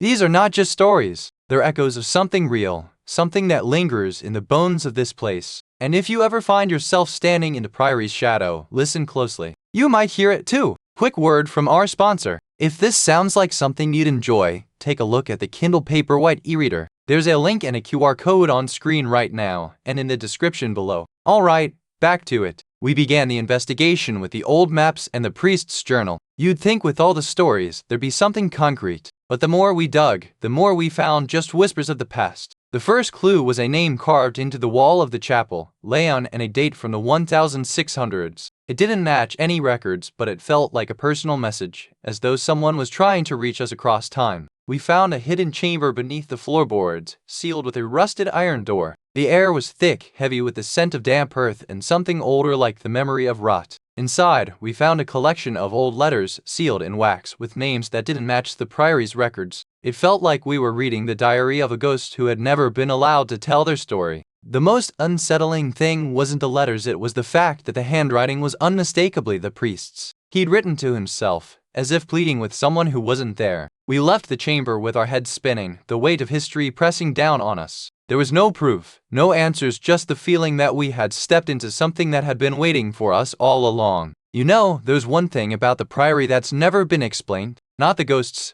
not the blood, not even the whispers in the wind. It's something far simpler, something that's always been there, yet no one ever noticed. It's the way the floorboards creak in the same rhythm, no matter who walks on them. Like the building itself is breathing or waiting, and yet no one seems to question it. Or maybe they do, but they never say. Some say it's the memory of the monks, still lingering in the stone. Others say it's the will of the dead, refusing to let the past be forgotten. But no one can say for sure. And that's the real curse, isn't it? The one thing that's never been explained. The one thing that's always been there, and the one thing that keeps the place from being forgotten. Just like the people who lived there, and the ones who died in it. You know, the real tragedy of Saint Foy isn't just the ghosts, it's the silence. No one dares talk about it, not even the locals. They say it's not polite to mention the place at all. Some say the curse is tied to the original monks, others that it's the blood of the last abbess. but the most popular theory, that the priory was built on the bones of a saint's tomb without permission. The locals still tell stories of the abbess's ghost seen only in the early morning, wearing her old robes, carrying a small bundle of dried herbs. Some say she's still waiting for the priest who betrayed her. Others say she's just a spirit, lost between the veil of time and the weight of history. And if you ever find yourself in this part of France, don't ask where the priory is. Just walk the path,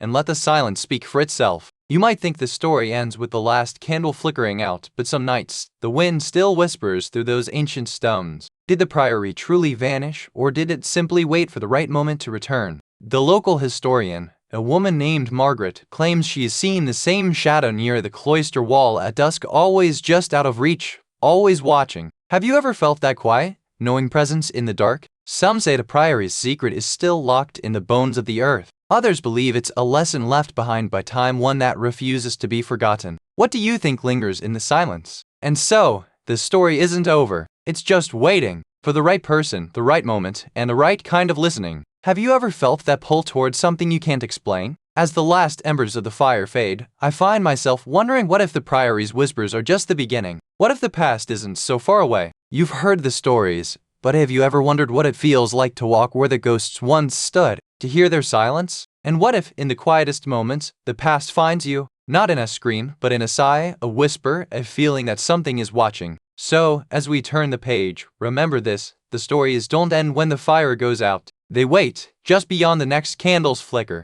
Stay warm, stay curious, and don't let the silence scare you, for the true haunted are those who forget to listen. You've heard of the Priory of Saint Foy, haven't you? A crumbling stone relic in the shadow of the Loire Valley, where the wind whispers secrets through its ancient walls. It was built in the 12th century, a place of prayer and penance, but rumors say its foundations were laid with blood and betrayal. They say the monks who lived there were haunted by the souls of the dead. Some say they were cursed by the very saints they worshipped. Now, it stands silent, its stones cold and waiting, with stories buried deep in the earth and echoes of the past still lingering in the air. So, if you're feeling a little curious, or just a little uneasy, you might want to take a closer look, because sometimes, the past doesn't stay buried. You know, the story of the Priory of Saint Foy starts with a man named Brother Robert, a monk who lived in the 12th century. He was said to be a man of great piety, but also one of great ambition. Brother Robert had a vision, one that would change the course of the priory forever. He claimed he saw a golden light in the forest, and that it led to a hidden spring, sacred and pure. So they followed Robert into the forest, and when they found the spring, they built a chapel around it. They called it the Chapel of the Golden Light, and the priory grew from there. But not everyone was happy with the new chapel. Some monks, especially those who had been there for years, felt it was an act of hubris. They called Robert a false prophet, and some even said he had been possessed. And so the priory split. Some stayed, others left. But Robert and his followers remained, and the Chapel of the Golden Light became the heart of their new order. What they didn't know was that they had awakened something they could never control. You remember the way the light used to fall through the stained glass, casting those golden, sacred patterns on the stone floor. But now, the light feels wrong, too sharp, too cold, like it's not coming from the sun at all. The first time it happened,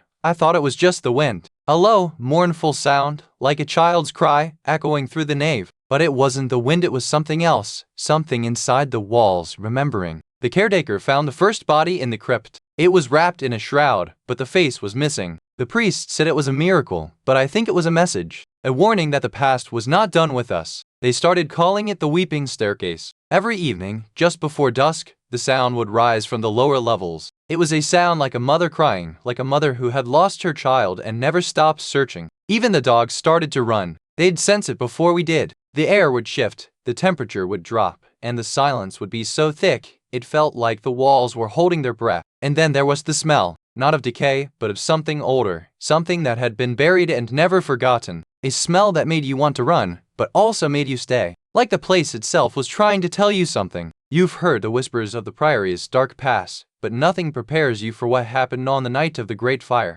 The monks were gone, but the fire didn't die with them. The monks had tried to contain the blaze, but the flames were unnatural, licking at the walls with a hungry, red glow. Some say the fire was fed by the very prayers of the saints. When the smoke cleared, the monks were gone, vanished without a trace. Some say they were consumed by the fire, others that they were taken by the spirits of the saints who had no more use for them. The fire left behind more than ash, it left a silence so heavy, it pressed against your ears. And in that silence the priory began to speak. I've spoken with dozens of locals, and every one of them says the same thing when the wind howls through these old stone walls. It sounds like someone is whispering your name. One man swore he saw a figure in the cloister, dressed in 14th century robes, standing by the well where the prioress once drowned a child. He said the figure didn't move, just stood there, watching him like it knew exactly where he was looking. And then, just as he turned to run, the wind stopped and the figure vanished into the shadows as if it had never been there. You've heard the stories, but have you ever wondered if the Priory is watching you too? We followed the trail of whispers to a crumbling archive in the village of Saint Foy. The air smelled like old paper and damp stone, and every step echoed like a warning.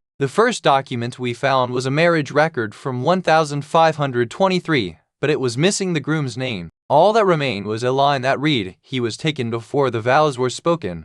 Quick word from our sponsor. If this sounds like something you'd enjoy, take a look at the Apple AirPods 2nd generation. There's a link and a QR code on screen right now, and in the description below. Alright, back to it. The most chilling discovery came from a sealed letter, dated 1712, written in a trembling hand. It spoke of a shadow that walks with the moon and a voice that calls from the earth.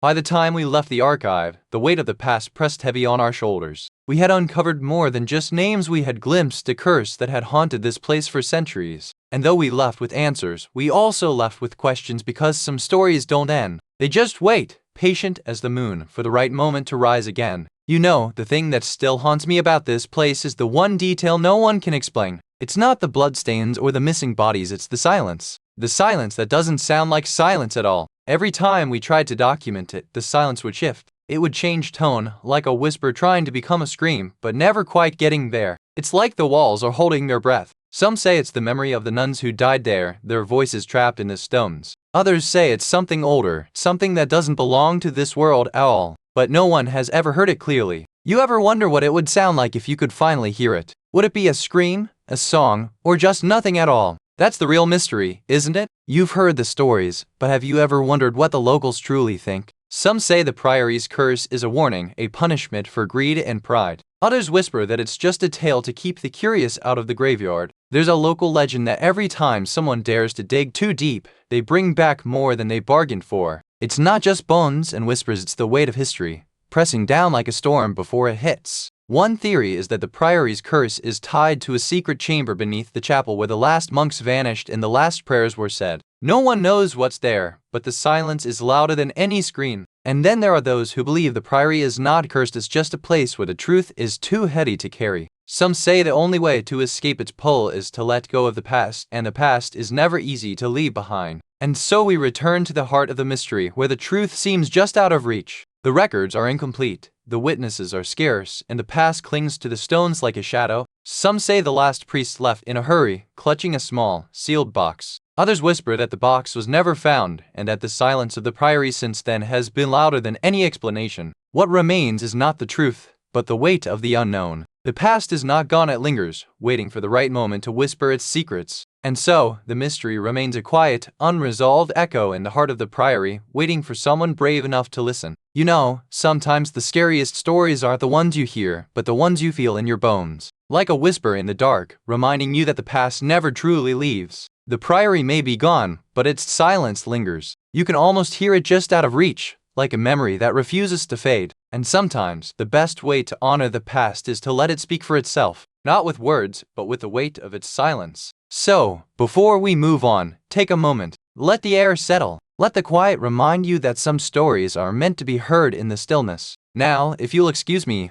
I think I hear something in the next room. You've heard of the Grand Canyon, the Red Rocks, but have you ever wondered what lies beneath the desert, where time seems to pause and the air grows heavy with secrets? It's Carlsbad Caverns, a place that whispers to those who dare to listen. This isn't just a cave, it's a labyrinth of stone, where the earth itself seems to breathe. Thousands of years ago, the land was shaped by water and wind, but something else has shaped it too, something older, something that lingers. You might think a place like this is safe, but the stories say otherwise. You might think you're just exploring a cave, but the cave might be exploring you. That's what they say, anyway. So, what do you think? Are you brave enough to walk where the light doesn't reach? Or will you turn back, knowing that some places are never truly abandoned and some souls are never truly at peace? You know, the Carlsbad Caverns weren't always a tourist paradise. Back in the 1800s, this place was wild, untamed, and full of secrets. The first explorers were miners, looking for silver and sulfur, not ghosts. One of the earliest recorded explorers was a man named Jim White, a Texas cowboy turned miner. He and his crew were the first to really map these caves, but they didn't expect what they'd find. Some of the miners claimed they heard voices in the dark, calling out to them. Others said they saw shadows moving where there was no one, and a few didn't make it out at all. The legend grew that the caves were alive, that the miners had disturbed something ancient. But the real story is one of greed, fear, and the price of discovery. Without the ghosts, it would be just another cave. You remember the first time you heard the whisper in the dark, just before your flashlight flickered out. It wasn't a voice, but something like a breath, warm, close, and full of longing. The next morning, the hiker found his pack missing, and his journal pages filled with strange symbols like claw marks, but softer, almost like a hand tracing the paper. One guide claimed he saw a figure in the distance, watching him, but when he turned, there was nothing but the echo of his own voice. And then, the silence. The kind of silence that makes your skin crawl, the kind that says, "You're not alone, but you're not welcome here." You ever wonder what happens when a place is so deep, so dark, that even the light can't reach it? That's where the whispers start. In 1964, a group of explorers vanished into those depths. No tracks, no tools, just silence. The caves swallowed them whole. They left behind only a single lantern, still burning, and a journal with the last entry, "The walls are alive. They are watching."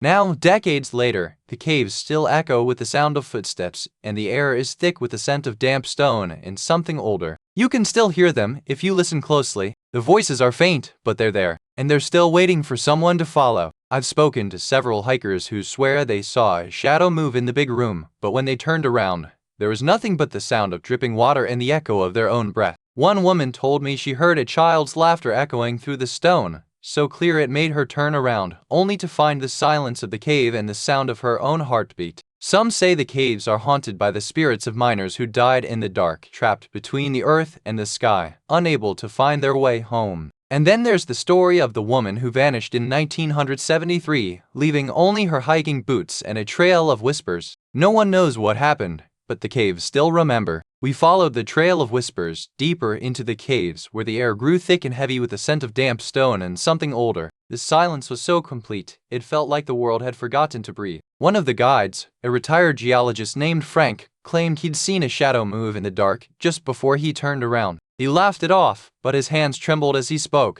We found a journal, tucked behind a loose stone, dated 1937. It belonged to a young woman named Elsie, who had vanished during an expedition. Her last entry spoke of a voice calling her name and a light that seemed to pull her in like a siren's song.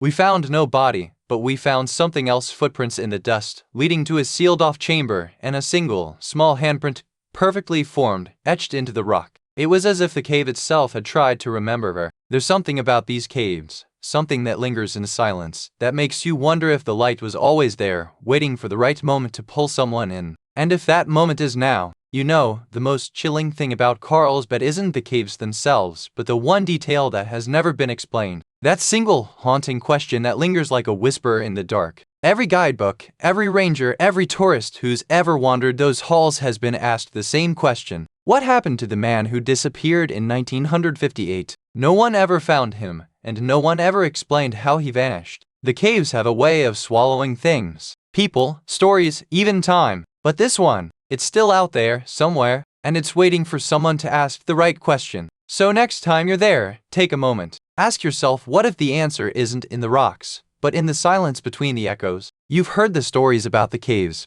but what about the people who live here now? The locals, they say the air holds more than just limestone and silence. It carries whispers of the past, like a lullaby from a long-dead child. Quick word from our sponsor. If this sounds like something you'd enjoy, take a look at the Stanley Quencher 40 Oz tumbler. There's a link and a QR code on screen right now, and in the description below. Alright, back to it. Some say the caves were built by the hands of the earth, but others believe they were carved by the spirits of the ancestral Puebloans, who once called this land home. They left behind not just stone, but stories that still echo. The locals still talk about the ones who disappeared: hikers, miners, even guides. They say the caves don't take lives, but they take the stories. And sometimes the stories come back with them. What if the caves are not haunted by ghosts, but by the memories of those who came before? What if the cold, the silence, the way the light lingers on certain stones, it's not just the earth speaking, it's the people who were here still trying to be heard? You know, some mysteries never truly die. They just fade into the shadows, waiting for the right moment to whisper again. And Carlsbad Caverns? It's been decades, but the echoes still linger. The last known sighting of the missing hiker was in 1987. They were alone, well prepared, and had no reason to be in danger.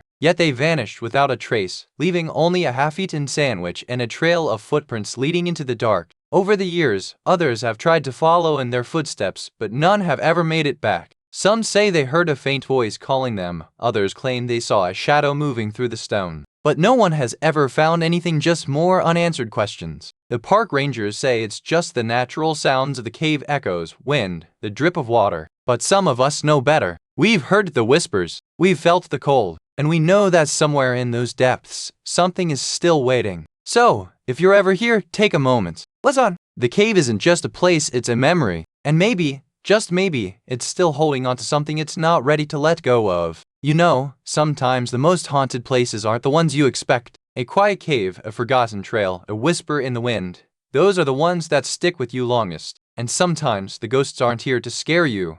They're just trying to tell you something you've forgotten. A story, a warning, a truth buried in time. So next time you find yourself in the quiet places of the world, listen closely. The air is always listening, and the stones are always remembering. And now, let's step back into the dark, where the real stories begin. You've heard of castles with ghosts, but Broughton Castle whispers in a language only the brave or the foolish can understand. It's not just a place, it's a memory that refuses to fade. Built in the 12th century, this castle has seen more than its fair share of blood, betrayal, and tragedy. But it's the screams that linger echoing through the stone like a cruel joke. Some say the screams come from a forgotten noblewoman, others from a child lost to time. But no one can say for sure, only that the walls still remember. And if you listen closely, just before the silence returns, you might hear it too. A whisper, a scream, a memory that refuses to die. You ever heard a house whisper? Well, Broughton Castle isn't just whispering, it's screaming. And it started in the 1500s, when the family that owned this place became entangled in a secret so dark, it echoed through the stone for centuries. The Broughton family were landowners with a reputation for cruelty, but they also had a secret.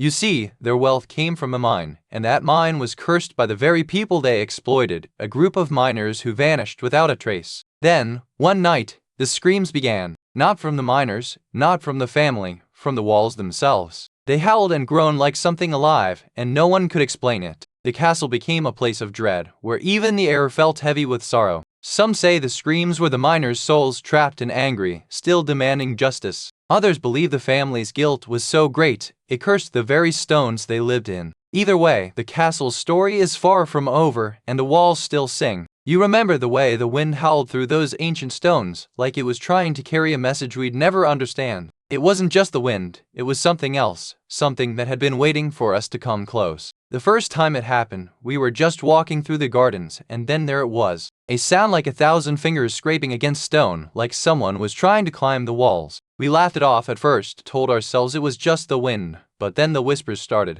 Not in the air, but in the silence between the noises. Like someone was speaking, just not to us. Then the walls began to scream. Not with words, but with a sound that made your bones vibrate. Like the castle itself was remembering something it had long forgotten. You could feel it in your chest. The walls weren't just making noise, they were trying to tell us something. And we were the only ones who could hear it. You remember the whispers in the stone, don't you? That low, mournful sound echoing through the halls like a ghost trying to be heard. It wasn't just the wind, it was something else. Something inside the walls calling out. One night in 1682, a young woman named Eleanor Broughton vanished without a sound. No footprints, no trace. Just her chamber door left ajar and the sound of her own voice screaming, echoing through the stone. They searched the castle, the woods, the river, but found no trace of Eleanor. Some say she was taken by the stones themselves, that the castle had a will, and she was its first victim. Others say she was a witch or a lover betrayed, and the castle was just the place where her scream got trapped, forever repeating, forever waiting to be heard. And to this day, when the wind is right and the stones are still, you can still hear it.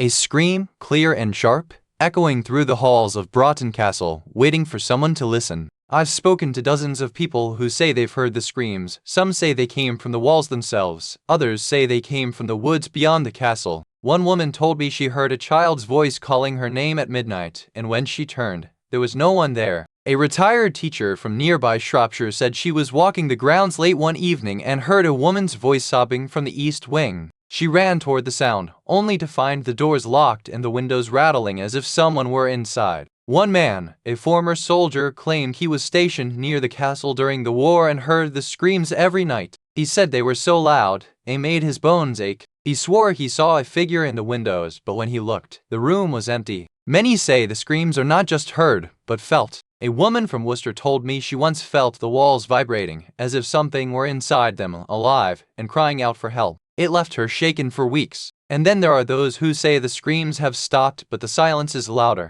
A local historian told me that the last time the screams were heard was in the 1960s, and since then, no one has dared to walk the halls alone after dark. We started with the basics: maps, old newspapers, and the local historian's dusty archives. It was like piecing together a jigsaw puzzle with missing pieces, but the pieces we had were still enough to set the mood. The first clue was a name, Linger Broughton. She was the last known resident, and her diary was found tucked beneath the floorboard of the library wing. It was written in a hand that trembled, like she was afraid to write too much. One entry described the walls as screaming in the dead of night, but what really caught our attention was the mention of a cold hand that touched her shoulder when she was alone. It was a detail that made the hairs on the back of our neck stand up. As we moved deeper into the castle, we noticed that the temperature dropped in certain areas like the west corridor, where the air felt heavier and the silence was too loud. It wasn't just the echo of footsteps, it was something else entirely. One of the most unsettling moments came when we found a child's toy, half buried in the gravel near the old servants' quarters. It was a wooden horse, its paint chipped, but the way it sat in the dirt felt like it had been there for years, waiting. We couldn't ignore the feeling that we were being watched not by the eyes in the portraits, but by something that moved just beyond the edge of our vision.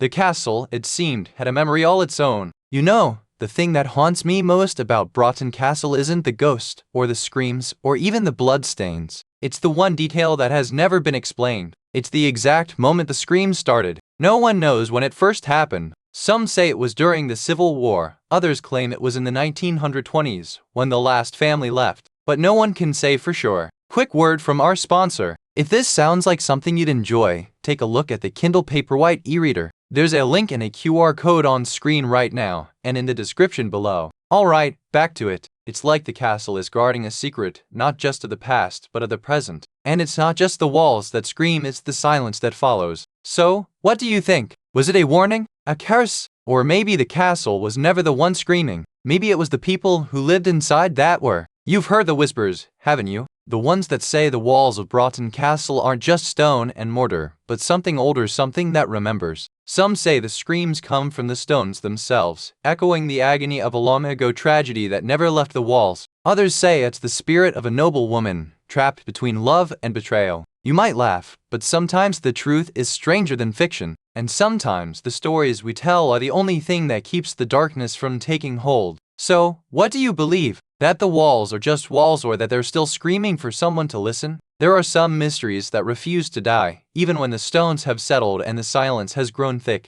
The Broughton Castle whispers, but it never answers. Every year, on the anniversary of the last scream, the wind picks up, and the air seems to hum with something just out of reach. It's as if the castle is holding its breath. No one can say for sure what happened that night, or if the screams were real or imagined. But the castle remembers, and it's not done telling its story yet. And so, we return to the walls, not to solve the mystery, but to listen. Because sometimes, the most haunting things are the ones we never find. As the fire crackles and the walls whisper their secrets, I wonder if we're just hearing echoes of a time when the air was thick with magic and sorrow. You ever notice how silence can be the most terrifying sound? Sometimes, the past isn't so far away. It's just waiting, like a book left open on the shelf, for someone to turn the page. And if you listen closely, you might hear it too, the whisper of a story that's never quite finished. So, before we move on, let's take a moment to breathe and remember that sometimes the scariest stories are the ones that linger in our hearts long after the fire has gone out.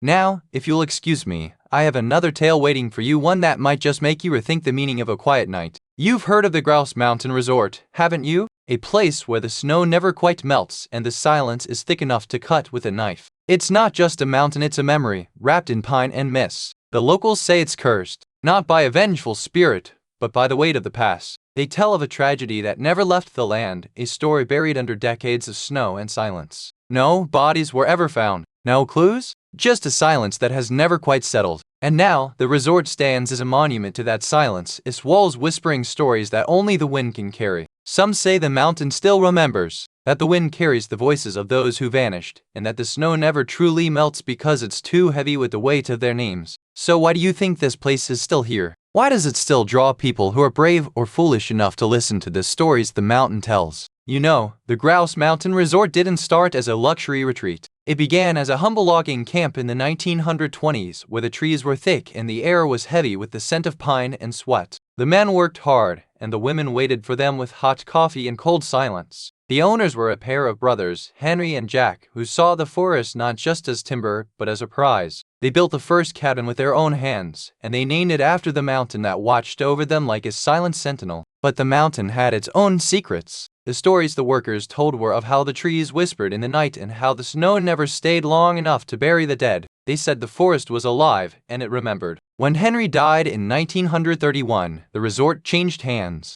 Jack kept the land, but he lost the heart. He tried to build a hotel, but the mountain refused to be tamed. The trees grew taller, the ghosts grew louder, and the tourists never came. So the resort was abandoned, left to rot like a forgotten dream. But the mountain still holds its secrets, and the blood that soaked the ground long ago has never dried. You know how sometimes the air feels different, like it's holding its breath? That's what it was like that night, thick, heavy, and full of secrets the wind couldn't carry away. The first thing anyone noticed was the silence. Not the kind of quiet that comes after a storm, but the kind that feels like the world has paused just to listen. Some say it was the mountain itself, trying to remind them of the tragedies buried in its slopes. Others said it was the ghosts, waiting for someone to remember them. But no one could explain the way the lights flickered in the windows, as if something inside was trying to reach out, or maybe trying to stay hidden. And that's when the first real sign came. Something just wasn't right. Like the place itself had been waiting for someone to come back, and wasn't pleased they had. You remember the night the lights went out at Grouse Mountain Resort, and the silence was louder than any sound. It wasn't just a blackout, it was a hush that clung to the air like a ghost, leaving the guests with nothing but their own thoughts and the faint echo of something not quite right. The caretaker found her in the lobby, dressed in her finest, but her eyes were open and unblinking. She hadn't moved in hours, just stared at the wall, as if waiting for someone to arrive. The security footage shows nothing, just a woman frozen in time, like a portrait that's been forgotten. They say she was waiting for the last guest to arrive, the one who never showed up. The missing man had been a regular, always arriving late, always claiming he had something to finish before the ball. But the night he vanished, the clock struck midnight and the lights went out and the music stopped. The police found no signs of his struggle, no clues, just a silence that lingered for years. And to this day, some say the ballroom still hums with the echo of a song that never finished, a tune that only the missing man could have known. And if you ever find yourself there, on the edge of the woods, you might hear it too, a melody that calls out from the silence, like a ghost trying to be remembered. I still remember the way the wind would howl through the pine trees like a grieving widow, and the way the old lodge would creak like it was breathing. One guest said she heard the sound of a child laughing in the hallway, but no one was there. Another said they saw a figure in the lobby, tall and dressed in a white dress, standing by the fireplace. She didn't move, just stared into the flames. When the fire died, she vanished like smoke. The caretaker, who lived there for years, swore he saw a shadowy figure in the kitchen late at night. He said it was always there, just standing in the corner, watching. He never said a word, just nodded when he saw me. And then there was the woman who said she saw the ghost of a woman in the elevator. She said she was dressed in a vintage wedding dress, and the elevator doors closed just as she reached the top floor. These stories are just tales. They're the echoes of something that still lingers here, waiting for the right moment to be heard. We followed the trail of whispers into the heart of the resort, where the walls seemed to remember every guest who'd ever passed through. The air was thick with the scent of old pine and something older, like time itself. The first clue came in the form of a faded journal, tucked behind a loose floorboard in the lobby. It spoke of a woman who vanished in 1972 and a room she'd refused to leave. One evening, we were joined by a retired historian who claimed to have heard the same melody in his dreams played on a piano in the empty ballroom, even though the instrument had been removed decades ago. The final clue was a recording, found in the maintenance closet, of a voice repeating a name over and over, Evelyn, Evelyn, Evelyn, as if trying to pull the name from the void. And so, we left with more questions than answers, the weight of history pressing on our shoulders. The mountain still watches, and the ballads still play, waiting for someone to listen. You know, the thing that haunts me more than any ghost is the one detail that has never been explained. No one seems to know what happened that night. The resort was a place of luxury, but something went wrong. No one will say what, and no one seems to care to ask. The staff disappeared, the guests vanished, and the owners just walked away. No one saw anything. No one remembers anything. Even now, when you walk the halls, you can feel the silence. Like they're still waiting for someone to say the right words. So, what really happened that night? And why does no one want to talk about it? Some say the blood on those old ballrooms isn't just from the dances, it's from the secrets they kept. You ever wonder what happens to the stories that never make it out of the hills? There's a theory that the resort's original owner, a reclusive billionaire, was murdered during one of those midnight dances. Some say he was killed for his secrets, others say he died of a broken heart. Quick word from our sponsor. If this sounds like something you'd enjoy, take a look at the Apple AirPods 2nd generation. There's a link and a QR code on screen right now, and in the description below. Alright, back to it. The locals still whisper about the ghost of the ballroom, a woman in an old-fashioned gown, dancing alone under the stars. You ever wonder if she's waiting for someone who never came? Some say the resort is cursed, that every winter brings a new tragedy. But then again, every winter brings a new story, and every story has its own kind of blood. You might not believe in ghosts, but you might believe in the stories they leave behind. And if you ever find yourself in the mountains, you might just hear a song or a whisper that never stops playing. You know, sometimes the real ghosts aren't the ones you see, but the ones you can't explain.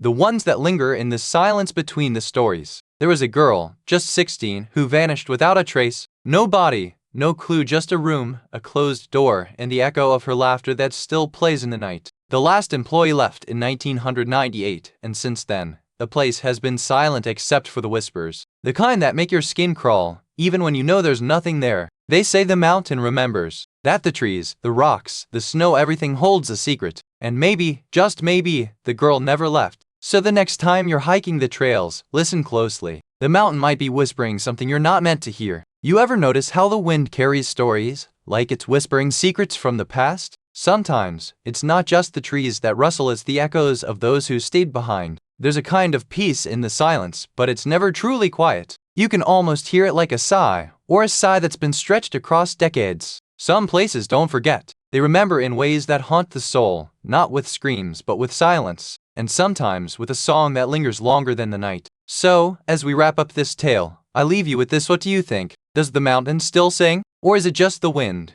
carrying the memory of a place that never truly left? You ever heard of a place where the stones themselves seem to weep? The Priory of Saint Foy, nestled in the misty hills of France, has a reputation that lingers like the scent of old roses. Some say it's haunted by the ghosts of the women who once lived there, their sorrow echoing through the stone walls. Built in the 12th century, this place was once a sanctuary for nuns, but it also held secrets. The air here feels heavy, like it's holding its breath, waiting for something to stir. Some say the wind carries whispers of the past if you know where to listen. There are stories of nuns who vanished under mysterious circumstances and of a curse that has haunted the place for centuries. Some say the priory is a prison for souls that refuse to be laid to rest, their voices trapped in the cold stone. If you ever find yourself wandering near the priory at twilight, you might hear the sound of distant chanting or feel a chill that lingers even after you've left. It's said the place doesn't just remember the past, it mourns it. You know, the Priory of Saint Foy didn't start as a place of peace. It was built in the 12th century by a French noble who wanted to honor a saint, but he also had a very dark secret.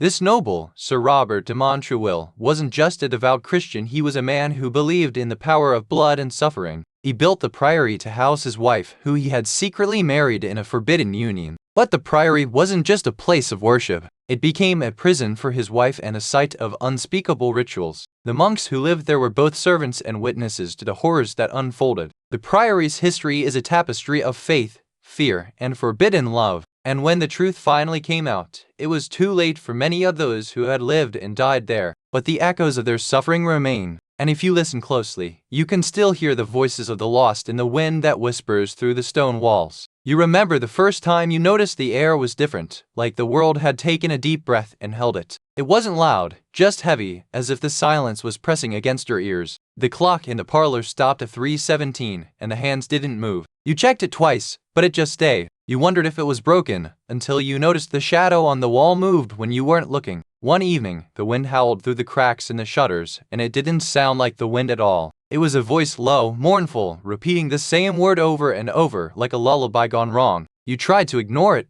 but the more you tried, the louder it got. It wasn't just a sound anymore, it was a presence. Something was waiting for you, and it had been waiting a long time. By the time you realized it wasn't just your imagination, it was too late. The house had already begun to remember you. You've heard the whispers of the priory, but now you're standing where the silence screams. This is where the last nun vanished, and the walls remember every breath she took. The last nun, Sister Genevieve, was last seen here, her footsteps echoing in the stillness. Her habit is still here, hanging on a rusted hook, though the fabric is frayed and stained. The monks who lived here claimed she was possessed, but I think she was just trying to escape the weight of her own sins. And now, the walls hold her in a different kind of prison. They say her spirit is trapped here, trapped in the silence, waiting for someone to listen. And if you're not careful, you might hear her before you're ready to understand. I remember the first time I heard the cry, just a whisper, like a child's whimper in the wind. It came from the East Wing, where the walls are thick with history and secrets. The caretaker swore he saw a figure in the chapel, a girl with no face, standing at the altar. He said she didn't move, just watched, and then vanished into the mist. The most chilling account came from a visiting historian. He said the girl's laugh is the only sound that haunts the priory now, and it's always the same just before the rain. Some say the girl is a lost soul, trapped between the past and the present. Others believe she's the priory itself, remembering the pain it once held.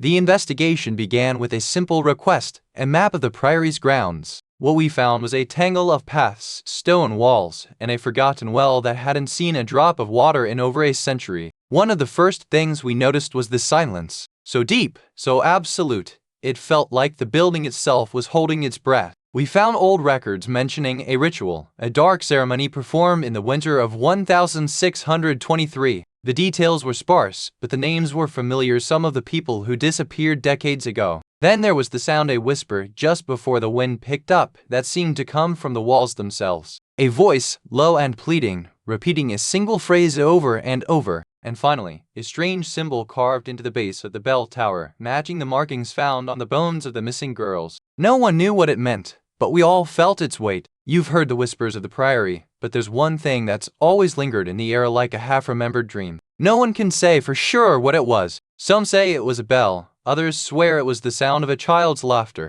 But no one can place it. It's there, just beyond the edge of hearing. It's like the priory itself is holding its breath, waiting for someone to ask the question that no one dares to speak aloud. So, what do you think it was? A warning? A memory? Or just the priory's way of telling us it's not done with us yet? You've heard the stories, but have you ever wondered what the locals actually say? They whisper that the priory isn't just haunted, it's cursed. Some say the monks who lived there were accused of witchcraft, and their ghosts still rage in the stone walls. Others believe the priory was built on sacred ground, and the spirits of the saints refused to let it be used for anything but worship. But when the church fell into ruin, the sacred became sinister. And then there are the ones who say the priory is still alive, that it's not just haunted, it's watching. Some claim they've seen the eyes of something ancient staring back from the walls at night. But what if the real horror isn't the ghosts, it's the silence? The way the wind stops when you're near the priory, or the way the floorboards creak like they're trying to tell you something. The locals don't tell you the full story. They say it's best not to know. But sometimes, you can feel the weight of a secret pressing against your ribs like a ghost you can't see.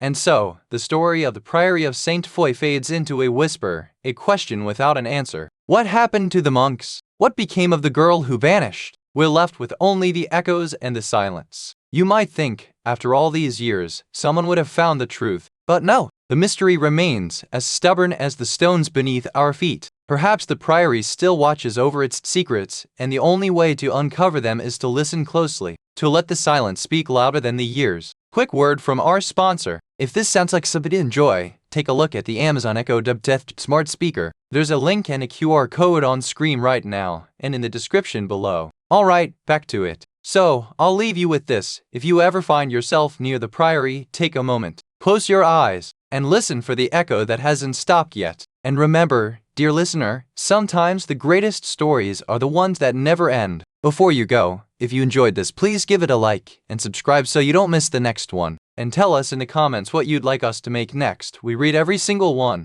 Thank you so much for watching.